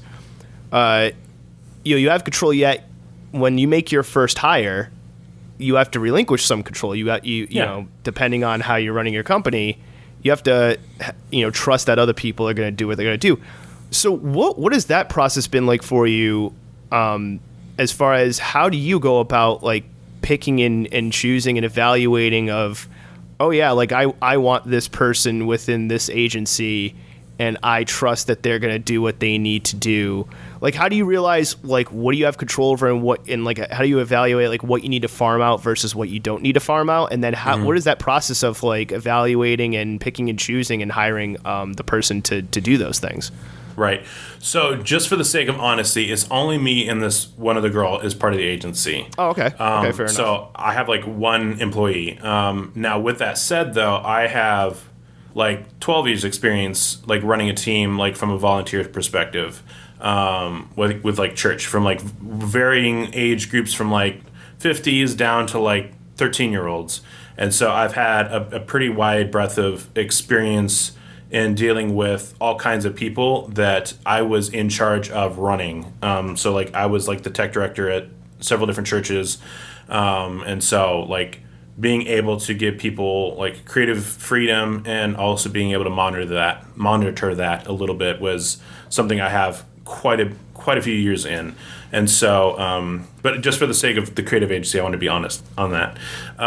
So for me, there's a lot of different parts to it. I would say, like, I think a lot of people run into that, like, relinquishing control part. And I wouldn't say I've never struggled with that, because I think there's probably going to be things I eventually have to give up that I'm probably going to be a lot less comfortable with doing. Things that, like, I probably think I'm the best at, or at least the best at right now, that I'm going to have a hard time giving up. But that has not yet happened for me. And part of that is because I've just always been able to value what other people bring to the table, in the sense that, like, I don't know, like, I'm very aware of the fact that, like, I have great ideas, but I don't have the only ideas, and I don't even necessarily have the best ideas. And so when other people bring things to the table, it's refreshing to know that, like, what I'm able to do is better because of their contribution, not in spite of it. And so, you know, and I can only make so much impact and only have so many ideas and only execute on so many other things before I have to bring someone along to help with that. And that was really where I was at. Like, I have all these ideas for content to make to promote our agency and to do work for our clients, but, like, I can only do so much. Like, I only got so many hours a day and so much energy. And, like, at the end of that, then I run out. And then what else can I do? You know what I mean? And so being able to bring someone on was really, really huge. To be able to make a bigger impact and do better work. And so, like, for example, like with the girl that's doing the editing, Rylan, she's probably just now starting to get to the point where she's like a better editor than I am. You know, I've been doing it for years, but she's just like instinctively better at it. And so now that she's had, you know, like some time underneath, you know, the time in the saddle, if you will, she's getting like really good. She's going to be a much better video editor than I will be. So like, I'd be crazy to try to snag power and do that myself when I know that eventually, and even now, she's actually going to produce better work for our clients than I am. And so why wouldn't I want that? And so, but she has some things about her that lend herself to do well. Like she is creative, but she's also like very dedicated. She's very like good at like teaching herself some things on her own. And so like I've taught her and developed her, but like she's also taught herself a lot of things as well. And so there was a funny quote that I found on like this super old book at like a consignment store, and the quote was something around the lines of, how much help you need to do your job is directly attached to your value to the company. And so there's this idea that like the more hand-holding you need, the more worthless you are to the company. And so, you know, she's like the opposite of that. She's like a person I don't need to hold her hand to like get her to do work or do well and learn.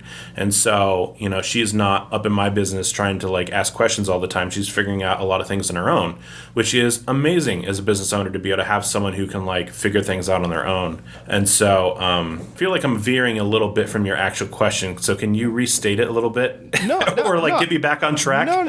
No, I think I actually I'm going to move on to the next one because I think you answered it. Okay. You know, beautifully, which was just how do you determine like, oh, I want control, yet at the same time, yeah, at some point you're not going to be able to, you may not be able to do everything. So then, okay, I'm gonna have to farm this work out. Then how do you pick, choose, and evaluate? And how do you make that hire? How do you go about that first hire? So I think you answered it beautifully. And because I think sometimes that's not what people think about. Like at some point, if you're doing things on your own, you're going to have to scale, and just that scaling, even if it's just making that first hire, that's such a process that I don't think people envision, but you're going to have to do it eventually. So as somebody who's made that first hire, thank you for sharing that information, because I think that's going to be helpful to people.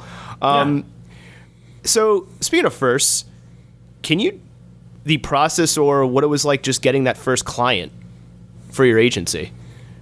It was frustrating because it didn't actually come out of like any attempts of my own to get one. So like I was joyful, but it's like, you go to all this work to like get your content out there and like optimize it and do all the things, try to do what I preach, which is actually kind of challenging, to be honest. And then I like get it just from like some like random like referral from a friend of mine. And so I was like, dang, I'm going to all this work. And then I get it from like no effort of my own that I'm doing. It's just kind of it's still awesome, but it's kind of like a little bit of a head scratcher. And so, but it was really fun. It was actually a really cool project. So we're still actually in the midst of it. So I'm not sure how freely I can talk about it right now. But it was definitely wild. So so I guess it was frustrating because I didn't get them how I had hoped I would get them. You always try to like do your really good job of like putting yourself out there and like lead magnets and the whole 9 yards, and then you get something from like completely something totally different, and you're like, dude, I just spent a lot of effort doing this. Like I can't believe that worked. But at the same time, you're also grateful to have a client. So you just say cool. And speaking of clients, like I'm curious, how do you go about determining the clients do you want to work with? Like, do you reach out to people, or do people reach out to you? Is there like a process where you're just talking with them, getting to know them, and evaluating like, hey, is this going to be a good fit?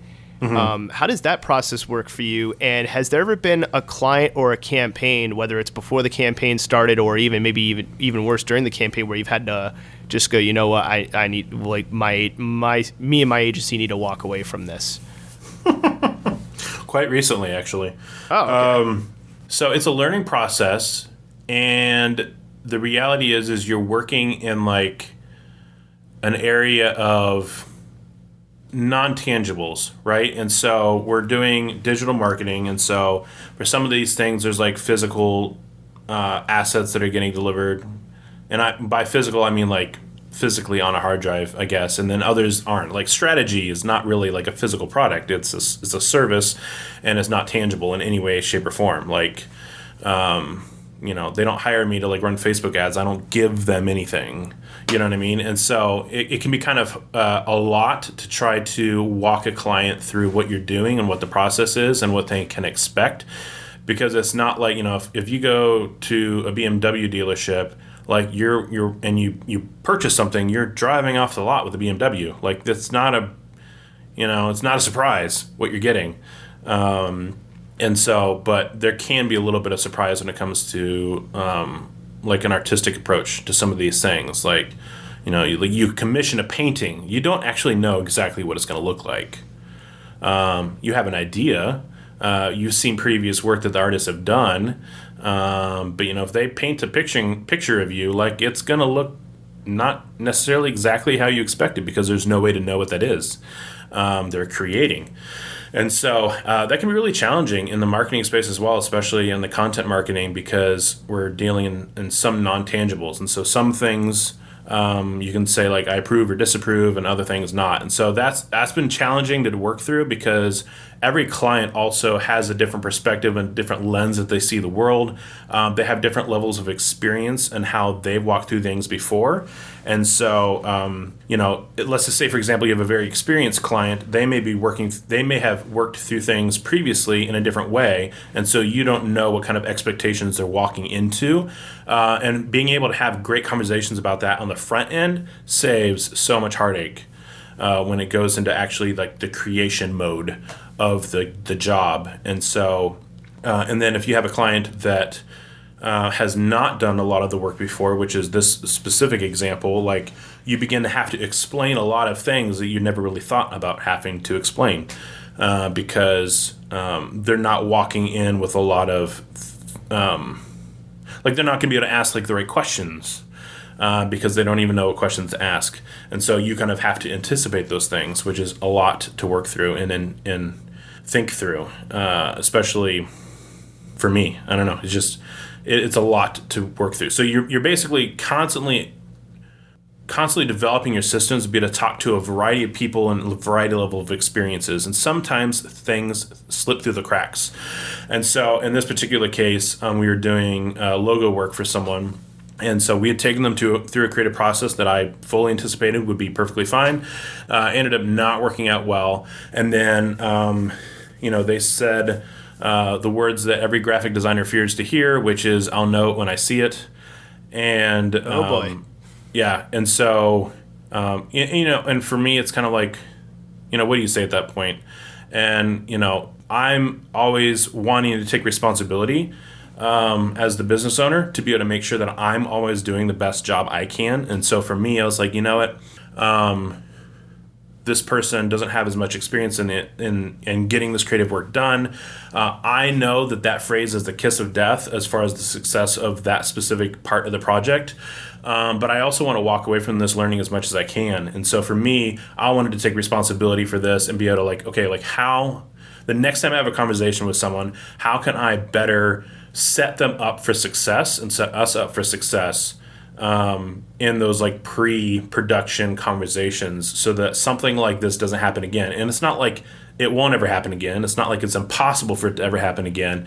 But like, how can I arrange my conversations in a way that like hopefully remove as many of these kinds of conversations that are not fun to have, and not have fewer of them.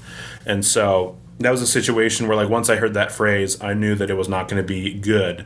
And we have more work that we're doing for them, even currently. And so, but it was just a really great learning lesson of, the conversations and the questions that we need to have to be able to work out the things that I didn't think I needed to explain that I need to explain. So that way no one feels like they're getting taken advantage of, that they're, we're trying to pull the rug out from under them, or, put the wool over their eyes, or whatever phrase you want to use for it.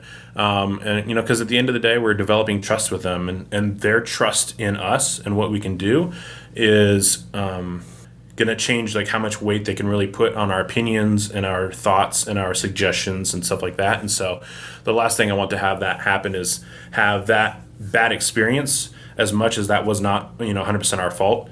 I don't want that experience to tarnish the trust that we built so far and how things are going to progress in the future. But it did inform us on how to have better conversations with people, not only them, but people in the future too. So I think it's just like a constantly evolving thing. To answer your question about like how to know what client to work with, I think it's always an evolving thing, because you're essentially conducting an interview on both ends. And I think when you're first starting, you can be so excited to have clients or more clients that you aren't as thorough in your interview process to make sure that they're a good fit, because at the end of the day, if they're not happy, and they talk badly about your business or just didn't go well, that's a hit to like your team's morale and your own personal morale, and it's also a hit to the reputation of the business. And it would have been much better to just not make the money than have to be able to go through that. So I think just realizing it's an interview process, just like any other,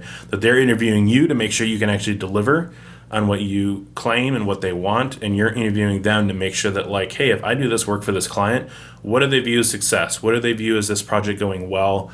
What do they want out of this, and can I deliver that on that? And am I explaining the process well enough to them that they feel confident that we're headed in the right direction and that they have input and say and approval along the way? And so I think that's just super important. Just treat it like an actual interview, because it is.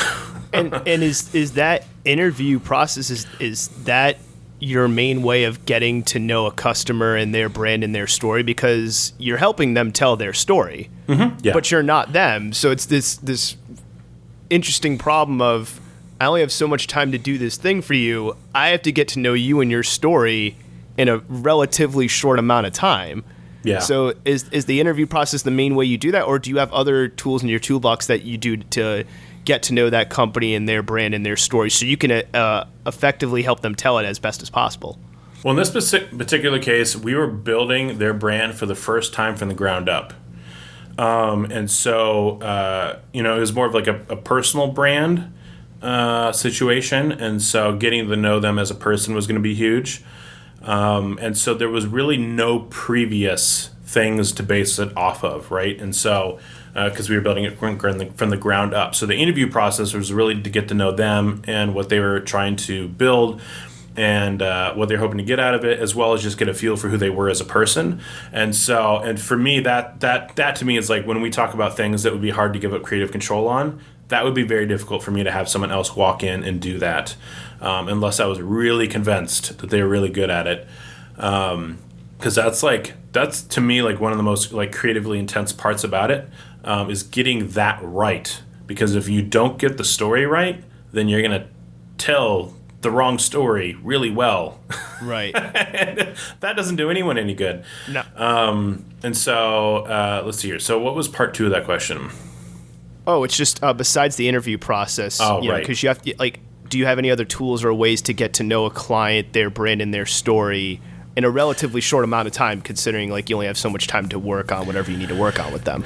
Yeah, and I think just like I guess the point I was getting to is like, for example, if a brand has a pre-existing brand, I feel like just going through and doing like some light research on that would be really helpful in getting an idea of where they're at now. And then not making the assumption that they're happy with where they are right now. Like they're coming to you because they want to make a change or make an improvement. But where they are is not necessarily where they want to be in 5 years. And so, I think it's just, it just kind of goes back to like the whole, like, not like interview thing, but just like asking a lot of questions like, hey, I saw your website's like this. Do you like that? Hey, I saw your colors are these. Do you like that?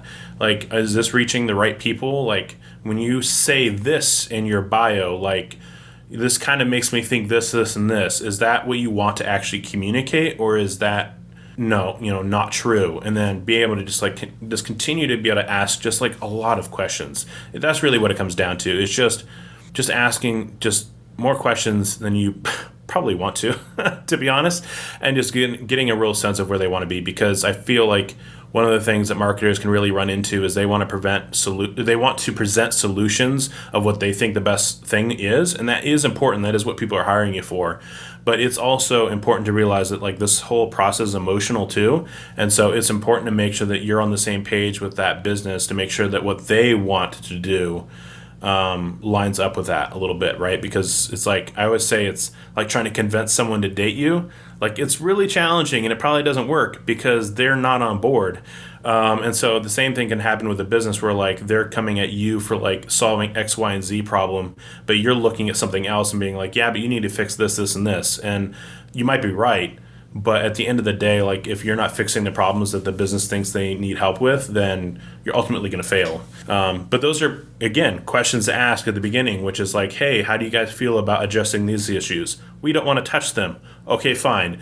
Probably not a good fit, because at the end of the day, I know if I make X video for you, but like the messaging was wrong to begin with, it's going to fail. And so this is not a good fit if you're not willing to touch the messaging right now.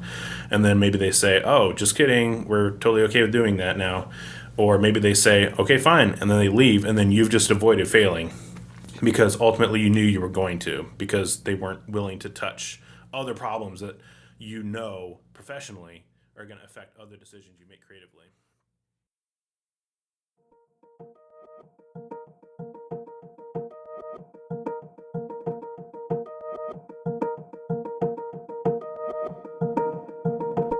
Your customers are doing research and possibly interviewing you, but are you researching and interviewing your customers? Because if you're not, you could be setting yourself up for failure. I think Steven said it best. Convincing a customer that's not a good fit is like convincing someone to date you. It's really tough and usually doesn't end well. So get out of the game of convincing. Stop convincing yourself and your client that you're both a good fit for each other when you're really not. Because all that time spent convincing a client that's ultimately not right for you, could have been spent with a client or even multiple clients that are right for you. And time, just like money, is a resource that should never be wasted.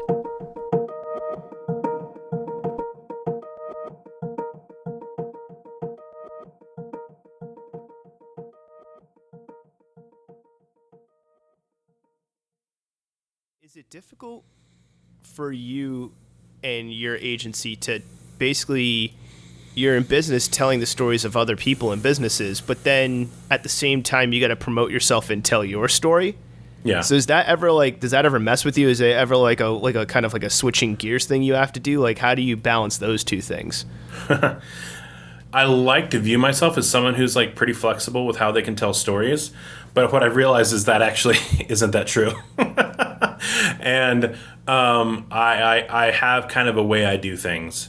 And so that has been what I've realized is it's more advantageous for us to position ourselves with the right kinds of people than anything else, right? And so, for example, like we did a video for a local brewery, and we did a phenomenal job. The client was super happy. They're like, wow, like this is like totally us. Like they were really happy with it. Like put it on the front, the first page of their website, which wasn't even the plan. Like super stoked about it because I felt like it like really spoke to who they were as a business, and I was like so excited about that.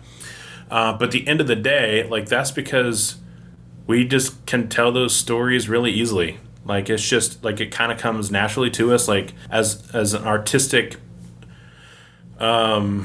Like is part of like our native creative expression, if that makes sense. Like it's kind of like our language that we already speak well. So there's not a whole lot of changes I have to do to my approach to do that well. Does that make sense? So, it does. And so for us, doing our best to align ourselves with places where our like native storytelling aligns with, to me, puts us in a position to win. It puts them in a position to win too. And it's not like we can't change things up and do things differently for other people. It's just like I want to be able to do my best work. And in doing so, I need to do work that kind of natively comes more naturally to me. And so really just positioning ourselves to do that. And so for us, it's making sure that we're presenting that when we do our own marketing. If other people come to us and see our work and still want us to do stuff for them and they're like totally outside of the industry, that's totally fine. And we're not going to like butcher it. You know what I mean? We're going to take our time learning their story. But like I feel like that's kind of like an artist thing to do when it comes to like having to switch gears, when it comes to like changing how you do things, I guess. And so like there's artists that get pretty bent out of shape when they're asked to do things that don't like come from them, if that makes sense. Like you wouldn't ask Van Gogh to not do Van Gogh style. Like you wouldn't commission him to do a modern Cubanism piece or something like that. But I'm not like an artist in that sense. Like I don't have too much of my own identity wrapped up into that specific part of it. And so to be able to natively storytell for someone else who's outside of like my native kind of like visual language isn't the end of the world, because I just don't view it in the same way that like a true artist would. And going on with that, how can businesses who maybe, or how, like, and I don't know, maybe you've encountered this problem where like you say you did a video for a brewery.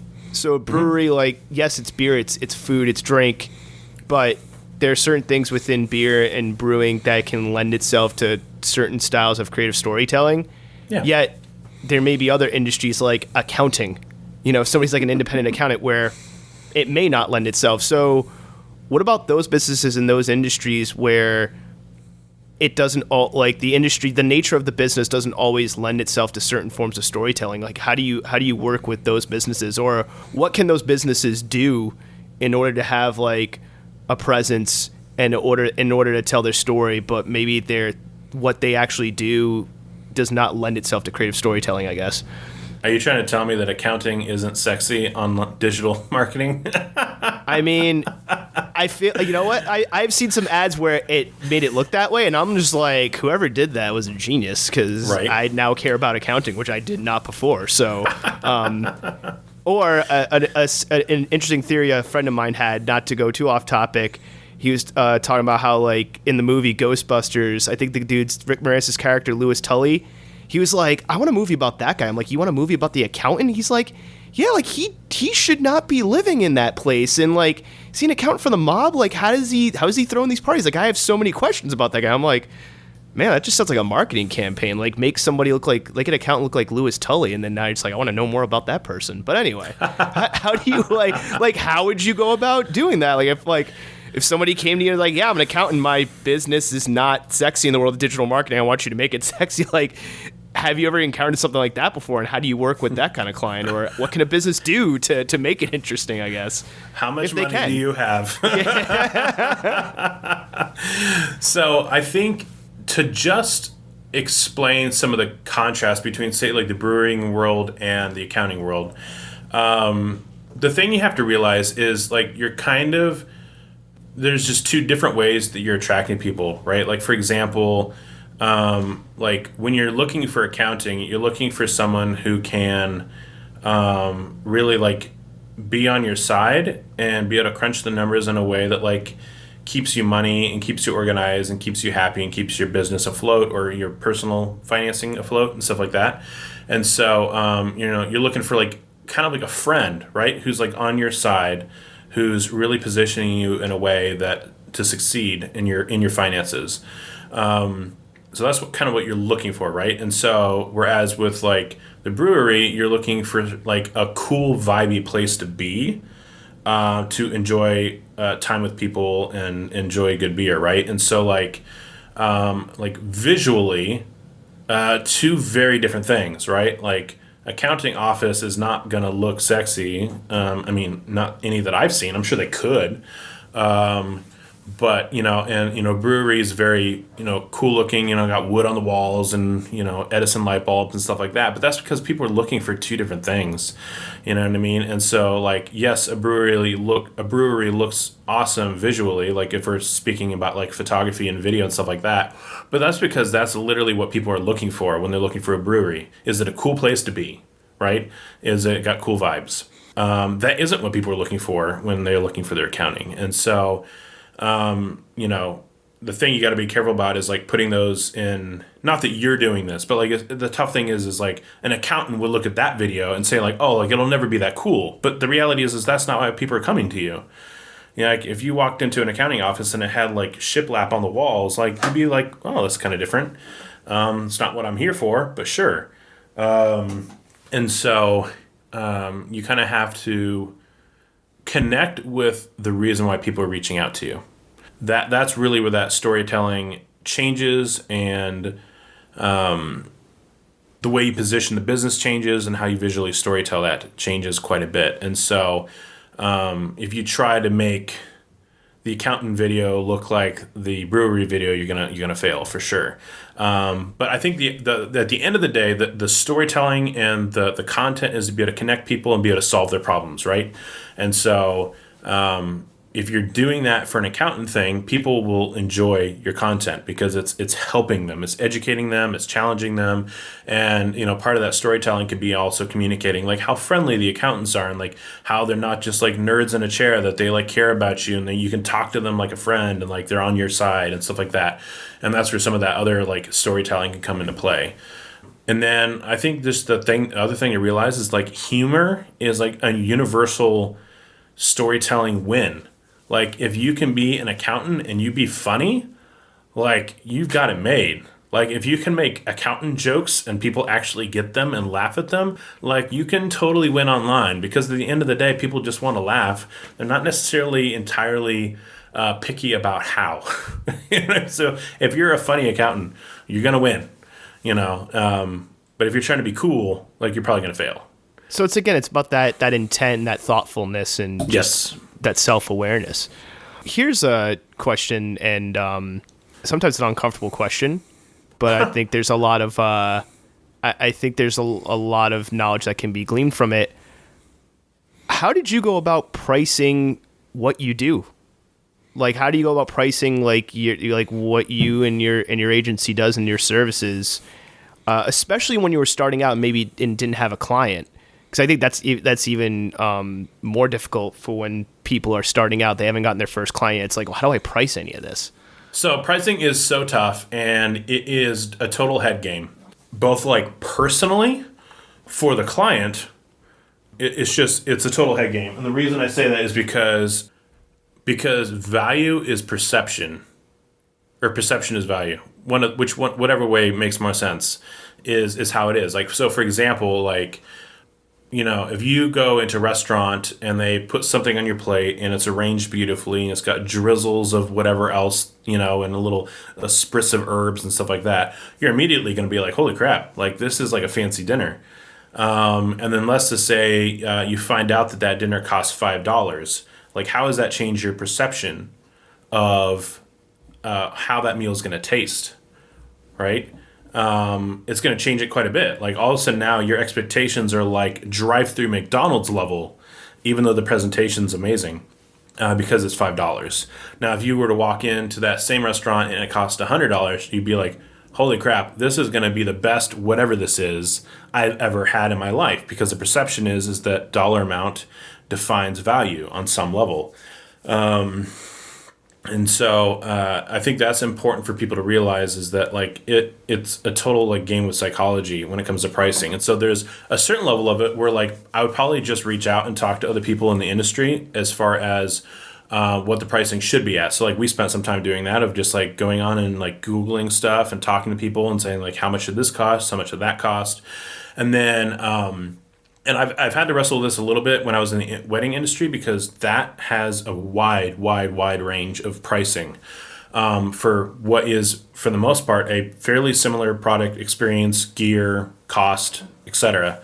And so the reality is you also have to realize, what are my expenses in running my business, and are the prices I'm going to charge literally going to make me any money at all?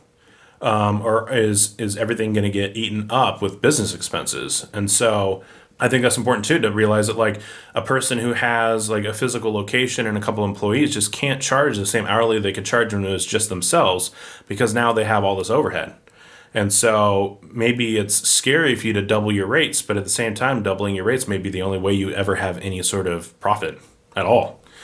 And so I think that's important. That kind of goes back to like an individual basis of like realizing kind of where you are as far as your expenses and being able to charge accordingly. And so there's like market rate, there's what you actually need to charge to make money.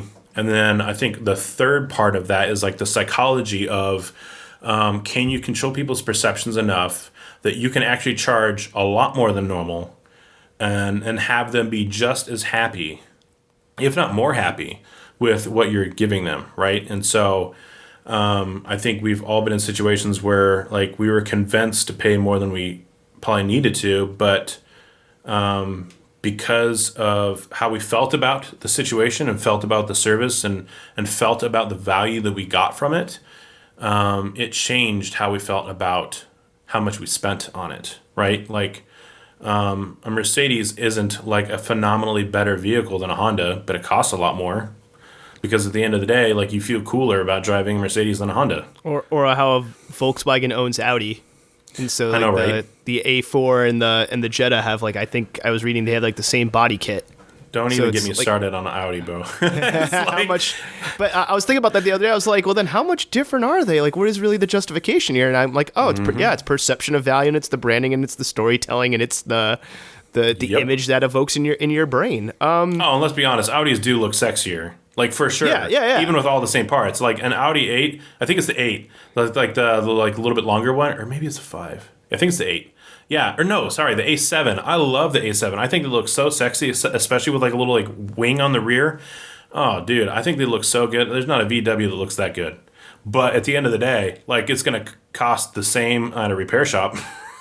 So that question of value and branding, man. So for example, like one place that you absolutely have to listen to, and the funny thing is his name's Future as well, but not the artist.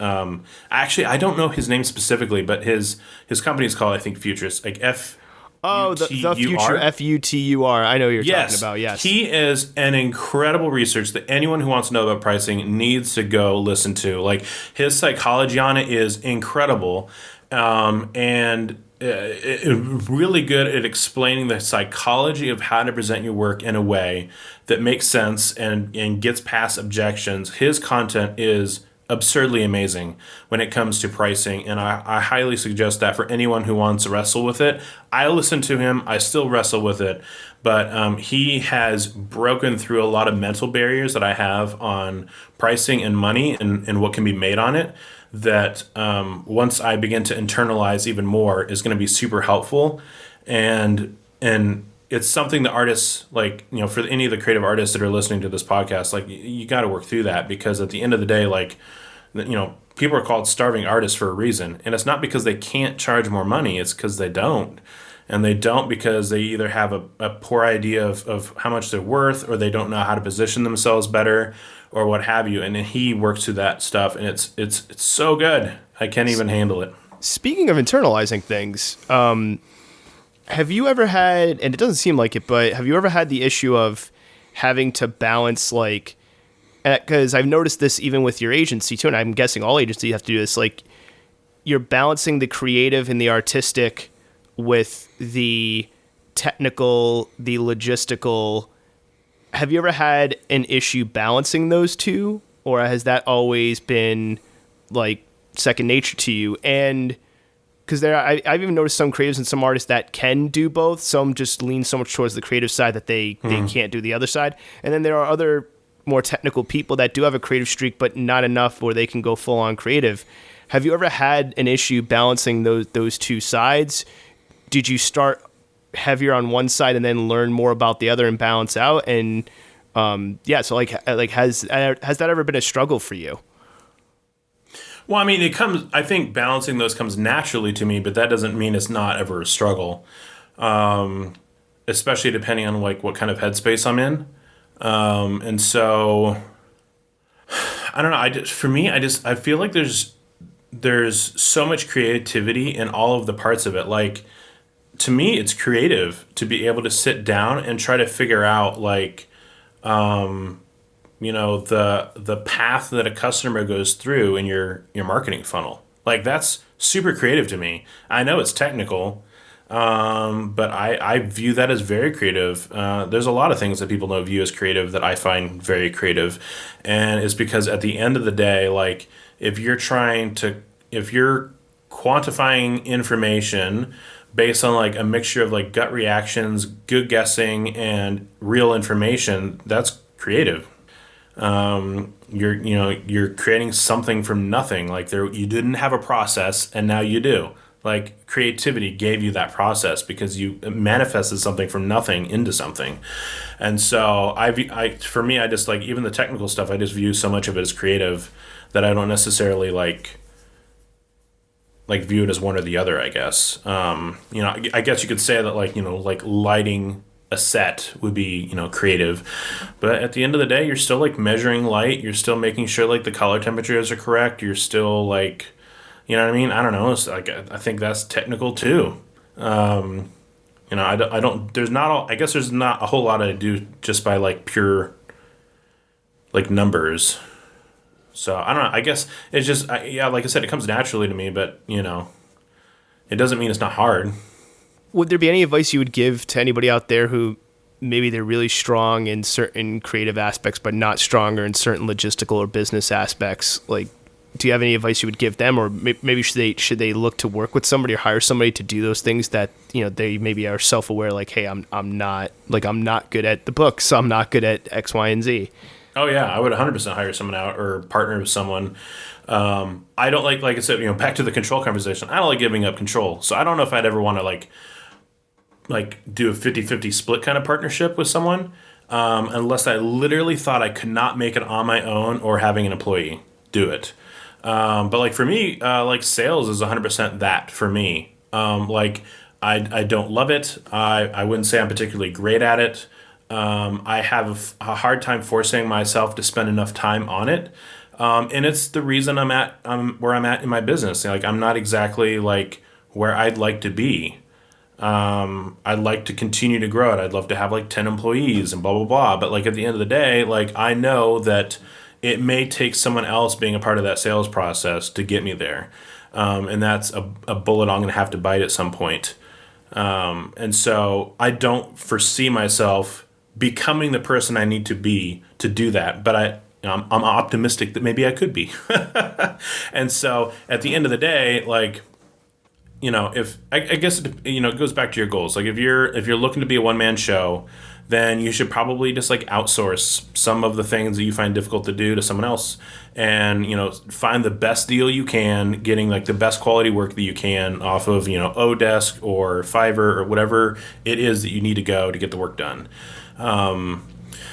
Or if it's something that's super critical, then I would, consider like hiring someone or bringing someone on or partnering or something like that. Because at the end of the day, you just have to be honest with yourself about whether or not you are going to become the person that can succeed at that thing that you're struggling with. And if you're not, or you don't have the time to do it, then you have to give it to someone else to do. Like, what other choice do you have? And so if like you're an artist and you're heavy on the technical side and you need someone artistic to come in, sorry, I guess you wouldn't be an artist then, but if you're a business owner and you're highly technical, you absolutely need to bring in someone artistic. And if you're artistic and you can't sell anything, then you 100% need to bring in a salesman, because at the end of the day, like, what is it? What do they say? It's insanity to like keep doing the same thing and expect a different result. Yeah. Yep, that is the definition of insanity. Yep, and so you're insane if you think that like you've been trying to sell a painting for 5 years and you never once sold one. It's insane to think that that's going to change from 5 years from now. So speaking of insane and things that drive people crazy, what are I thought it was a good segue to this question. What drives you crazy in the sense of perceptions about the industry that you're in? Like, what do you wish the public knew, or maybe people outside of your industry knew about your industry and what you do? Or like, what do you think the public gets wrong sometimes? Like, what drives you nuts in that sense from like a perception thing? I don't know if I really have anything, to be honest. Like, I just don't spend a lot of time worrying about that. Okay. And then my other question is, what do you think the future of your industry is going to look like? Because you were talking about before how there's been some creative agencies where they say they're full service and they're not. And certain companies may go to an agency, certain companies will try to do it in-house. You have certain people who run a business, maybe they're just more creative inclined to maybe certain platforms. Where do you think the future is going for your industry? Could there be like agencies that only specialize in certain things? Like, hey, like we're a creative agency, but we only do TikTok, but we do like the best TikTok content ever. Like, do you think it'll get super granular? Or do you think it'll be more full service? Do you think companies will bring it back? At least larger companies or businesses try to bring it back in-house. Where do you think it's going? That might be the hardest question today. Just kidding. Save the best for last. Right, I know, right? Boy, it's so funny because I can see why each one of those would be a really great direction to go. Because I could totally see businesses trying to cut costs and thereby hiring agencies instead, in which case they would need to be full service. But I think for me, the one wild card that really challenges a lot of the way things are done right now is artificial intelligence. And so I don't know if you have, but I've seen like multiple ads for companies where like artificial intelligence has written copy for stuff. Oh yeah, I've seen song lyrics get generated. Mm-hmm. I think Google had one where it generated an actual song, like an actual song you could listen to, and it sounded like a Beach Boys song. And I was like, That's wild. This? Exactly. There's AI. I mean, obviously, AI has been the main engine for all social media advertising. So it'll be interesting to see like how far that can go, which I'm guessing is pretty stinking far. At the end of the day, the thing that I feel like can never be AI'd, if to completely make up a term, is creative decision making. Like someone still had to tell that AI what the song should sound like, or I'm assuming, or like what creative direction it should go in, and then spit something out accordingly. it's still based on algorithms and numbers. I'm not sure what level of discernment there is when it comes to AI stuff. And so, like even for example, like there was a company that I was doing a demo for, and they did AI for creating micro content. So like you could put in a video, and then based on like specific words and tracking like the closed captioning on the video, it could like chop it up into what it viewed as a concise piece of content that you could then go through and adjust. You know, it's kind of like the collapse of the middle class, but in like work, where like there's still someone who's going to have to like plug things in and upload things and like send emails and stuff like that. But like some of the creative work is going to be outsourced to a computer. But at the same time, there's still someone at the top who's like making the coordination and has the relationship and is actually, calling the shots of where the creative direction needs to go. It's just doing some of the work is going to change. And so it'll just be interesting to see like how that affects things. If people are okay with that, do they like it? Is it good enough? Is it way better? But I still think there'll people still be people on the bottom and still people at the top, is, if you will. And so it'll be interesting. So I don't know. I think it'll probably end up making smaller agencies, I guess, is the answer to your question. I think the agencies will get smaller because more of the doing of the work will be done by artificial intelligence. And so at that point, like managing the relationships between the agency and the company will not be able to be outsourced because an AI computer cannot do that. But at least not now. Scary thought. But yeah, so I think the agencies will get smaller. I'm not sure if they'll get more boutique. Because at the end of the day, if you can just hire out an artificial intelligence to do each part of your business, then I guess you're really only limited by how much artificial intelligence you can buy. What advice would you give to Steven, the Steven Burkhart in the past before they started the agency? What advice would you give? Don't do it. I'm just kidding. Because everything's more work than you think it's going to be. Or if it makes it easier, what would you tell somebody who's maybe looking to do what you do, but they're starting out now and they're young, they're just like out of either college age or they're just out of school? I think what I would have told myself and what I'll tell probably anyone else is just focus on building relationships. Because those take time to mature. They take time to happen organically and otherwise. And so I think that's probably what I would taught myself like a while ago. Like I would be in a much stronger position in my agency if I knew like 100 more people. If I knew even like 20 people of like the right people better, I would be in a better position than I'm in now. And so, let's be honest, like succeeding in life is largely dependent on who you know. And so it's not like if you change what kind of business you're doing or change, industries or something like that like those relationships are going to be totally worthless if you end up just deciding to change your mind. Relationships are still important, and somebody always knows somebody else. And let's be honest, having someone in your corner that like cares about you and wants to see you succeed is just never a bad thing. And so, so just focusing on relationship building would be what I would tell myself and what I would tell anyone getting into it. It's 100% about relationships. You cannot Facebook ad your way out of it. Well, I think with that, that's a good way to wrap this up. So we're at the end, and what I do at the end, as always, I let you as the guest say whatever you want to say.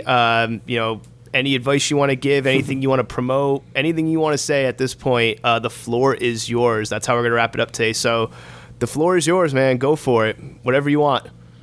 Well, I mean, I don't know if I have anything specifically I want to tell everyone, but just thank you for having me on your show. It's you're probably, I think you're the second podcast that I've been on outside of my own. And so that's been super exciting and fun. And it's nice to be able to have someone else hold the reins and take this down an interesting pathway. So thank you for having me on here. Thank you for letting me share and chat with you. So it's super fun, and I'm a little shocked on how long we've been talking because it doesn't feel that long.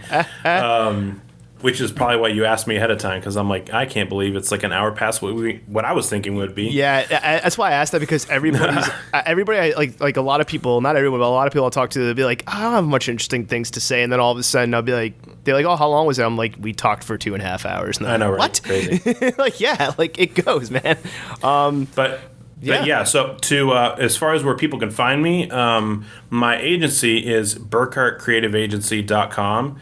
BURKHART creativeagency.com. And so that's where I have like some of that more specific information about like what I do and what you can hire me for.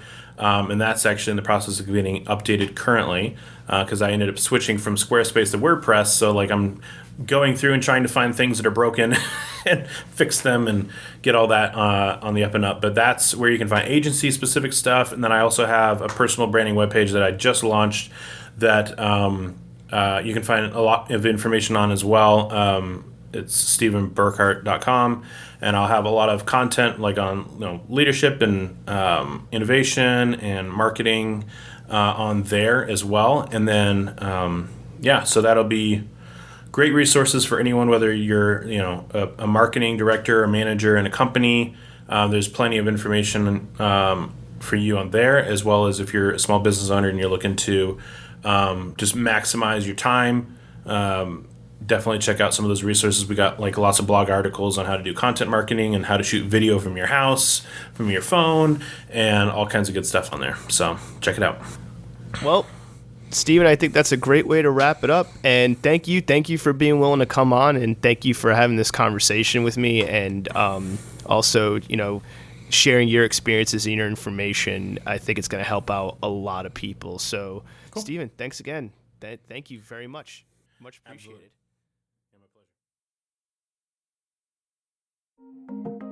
And that's it for this episode of the Creative Capital Show.